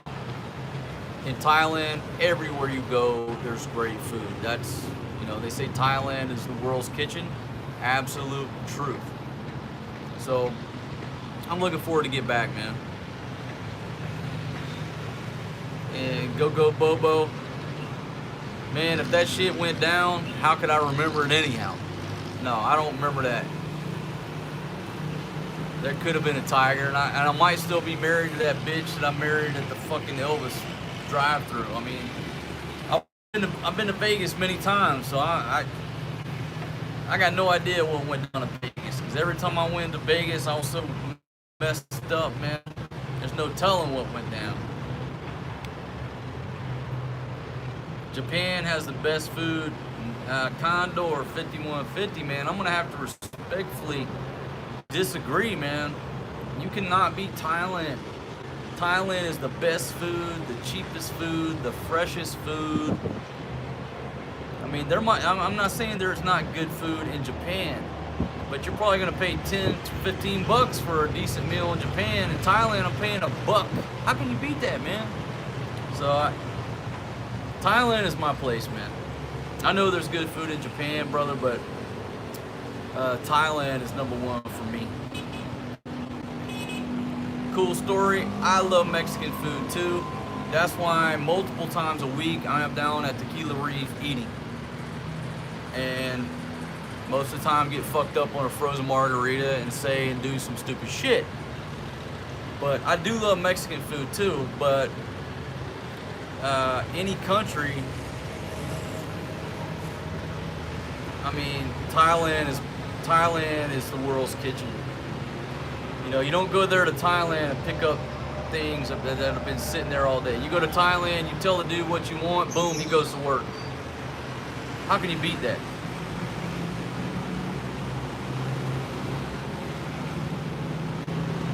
I love adobo and I love sinigang. But what I'm going to maintain is that you have to hunt for good food in the Philippines. And what I mean by that is, okay, if I stop in 10 local restaurants, I'm going to find maybe 1 or 2 that has really good food. And they'll be my go-to places. But there will be 8 that the food was shit, it was old, it was cold, and you're like, damn. So here you have to seek out those places that serve great food, and then you'll keep going back to them. Okay, for example, if you're here in Angeles City, my buddy D has a place called Deha Store. Just tell the tricycle driver to take you to the Red Hotel, or take a grab car to the Red Hotel. Across the street, his wife runs a restaurant called Deha Store, D-E-J-A-S. It just says Deha Store. Great food. Fresh, great food every day. I could eat there every day for lunch, and sometimes we do. She's got, you know, local Filipino dishes. She's got fish. She's got fried chicken. Excellent food. I could eat there every day. And she's got sinigang sometimes. She has chicken tinola. That's my go-to place in Angeles City for eating local food. And the ladies also like the Carinderia across from the Pacific Breeze Hotel. I think it's called La Paz. They love that place. And there are a few more little spots. But in the Philippines, quite often I will go to a local Carinderia. The food is cold, it's not good, and I'm not going back. In Thailand, not so much. Because in Thailand, a restaurant, if it's not 100% delicious, they don't make it. Because Thai people ain't gonna eat there. They don't last long. I mean, Thai people don't give a shit about the location, only a little bit about the price. They really don't give a fuck about the price. It's all about the taste.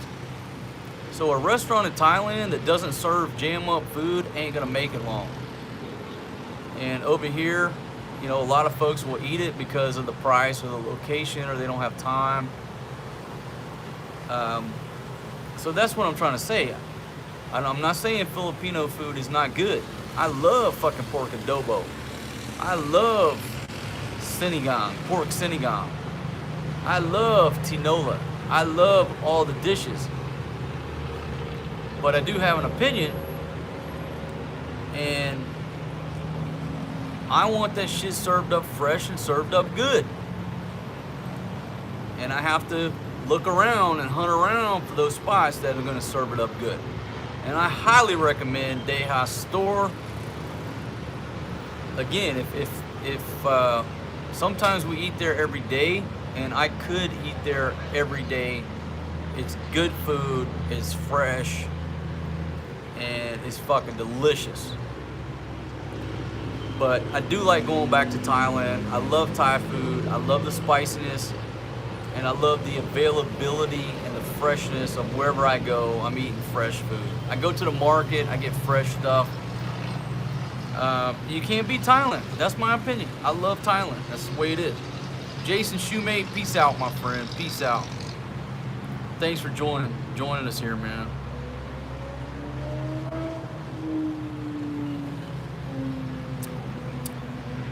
My ladies love that chicken feet. And folks, I've been living in Thailand for a long time. I've never had any of the street food get me sick. I've never been sick off of any street food. You know, there's one time in Guatemala where I did get sick off of eating at a restaurant, but it wasn't even street food. I got sick because we went in to get some burritos or tacos or something, and they had these 3 big vats of dip. And they had been there for so long, there's like flies flying around them. But I'm a sauce guy. I wanted some sauce. And the J-Dog told me, he said, man, don't eat that shit. That shit's been sitting there for days. I'd had a few beers. I like, fuck it. I just scraped off the top crust off of this cheese type sauce and fucking dipped down in there.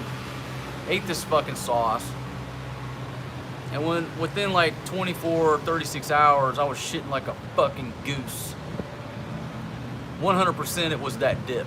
And I should have listened to him, but I was fucked up and I wanted the sauce. That actually required a trip to the emergency room and some antibiotics to get rid of whatever was going on. Doxycycline had to take care of that fucking dip. Now, I got sick one time in Afghanistan eating at a nice restaurant. But Thailand and the Philippines, as far as the food, unless I've been too drunk to remember, I've never got sick off of anything in Southeast Asia. Not food-wise. So I eat what I want.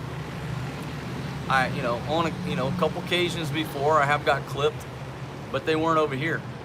So I eat the street food in Thailand. And it's funny because like when you live in Thailand, you don't call it street food, you just call it food. The same thing here. You don't say I'm gonna go get some street food. It's food, but the rest of the world refers to it as street food. Never got sick. I eat what the hell I want. If I see something and it looks good, I'm gonna fucking eat it. And maybe it's because my immune system has built up a tolerance because I have been out of the West for so long. But I don't worry about the food. Especially anywhere you go, if the locals are ordering from that restaurant or from that food cart, if the locals are eating it, you can eat it.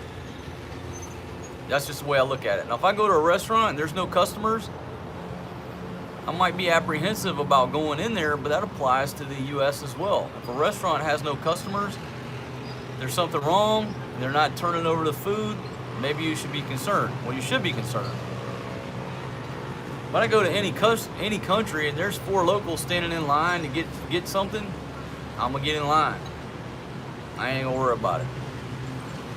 That's just me. I mean, it's your health, you make your own decision, but I don't worry about that. If it looks good There's locals standing in line. I'm getting in line. I'm gonna give me some of that. Yeah, you can't drink the water. But when you say don't drink the water, the locals don't drink the water. So when you leave the West, you can't drink the water. Here in the Philippines, you know, you'll buy these big 5-gallon jugs. They're very cheap. They're filtered water from local businesses. And we drink that water, and my wife drinks that water because nobody can drink the local water. But for the babies, the young children, we don't even give them that water. We buy bottled water. And most Filipinos I know, that's what they do. If you have a newborn, a baby, you go buy some type of purified bottled water, 7-Eleven, to make the baby's milk with. But we adults, we buy the filtered water in these 5-gallon jugs, and that's what we drink here. But no, you cannot drink the water most places when you leave the West. Do I brush my teeth with the tap water? Yes. But I've been here a long time, and I have probably a much better tolerance than the first-time traveler. So if you're a first-time traveler, it's probably better for you to take a bottle of water, you know, to brush your teeth with, because you don't want to ruin your 1-week vacation just by getting sick, you know, off of some bacteria. But no, I don't brush my teeth with bottled water anywhere. You know, I run the toothbrush under the tap, wash it out, but you don't want to drink it.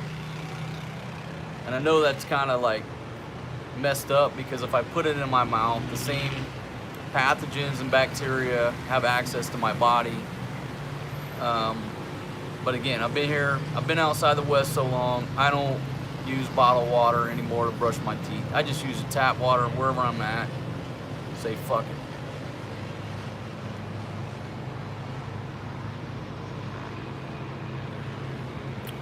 Okay. Daryl Lynn, what's going on, my friend? Folks, I'm about to call this, you know. I got to run to 7-Eleven. Or maybe I just roll down to the CPI call shop, get me a craft beer. What time is it? Shit, it's 2:45. I've been live streaming for hours, my friend. Coming to you live, Angeles City in the Philippines. I'm feeling good, but I'm not fucked up. But I think it's time to go to CPI call shop. And let me give a shout out to everybody who tuned in to this live stream. And if you have any opinions about retiring early, please leave it down in the comments for people who came here for that purpose. Obviously, we got off track. The beginning of this video, we did cover the points I wanted to make. But I want to say thanks to everybody who tuned in, who is here now. Everybody who sent Super Chat money for us over here, thank you very much. And I will go down to CPI call shop now, have me a couple beers. Thanks to everybody who sent money. I do want to give a special shout out to Big Money Benny, and hopefully you don't get your ass banned by trying to upload that crazy ass fucking pole dancing video. I love you, man, and I'm not hating on you, but I know YouTube, and if you keep uploading that crazy ass video, you have to make a new channel, man. But hey, life is short. Roll the dice. Upload that motherfucker. I don't give a fuck. But YouTube will spank you in the ass these days. Beautiful day here in the Philippines, my friends. I hope wherever you are in the world that you have a great day, a great morning, a great evening. Goddamn, get up with a smile on your face and live life to its fullest. And if you're in a fucking job or a relationship that you're not happy in, goddamn, folks, make a change in your life. Make a command decision, whether you're a man or a woman. Make a fucking decision. Life is too short to be unhappy. So make some changes. And yeah, I'm gonna have myself a nice cold beer. And thanks to everybody that sent Super Chat funds. I'm gonna go drink a beer in your honor. And just thank you very much for being here. If you're not a subscriber, lower right hand corner of your screen, there should be an Overstay Road sign. Click that, folks. You're going to get content like this: food, beer, visas, drunken rants, travel videos, my personal philosophy, cooking videos. There ain't no schedule, and this shit ain't scripted. So if you're looking for a schedule, ain't gonna happen. Ain't no script. So it's abstract, like motherfucking Picasso. And I do a lot of cursing too when I drink. So if cursing offends you, be forewarned. All right, but I gotta go. Because in the words of Forrest Gump, I gotta pee. Boom, Derek Webb. Off the top ropes with one for the road, my friend. Thank you very much. I'm gonna go down right now and get me a cold beer at CPI Call Shop. Thanks to that last minute. Boom, got the blue headed north, blowing up them rainbows. And that's a figure of speech, YouTube. Don't ban me for advocating violence. We're just tearing apart colors here, all right? We're breaking down the kaleidoscope, the color spectrum, the Sherwin-Williams color palette, because that's the way we do it here on this channel. That's right, no train tracks, man. All right, folks, I gotta go because I gotta pee, and I gotta go drink me a cold beer. I'm out of beer. So if I can find this little X to stop this live stream, I would just say peace out, my friends. Thank you very much for joining me on this marathon live stream. Came to you live here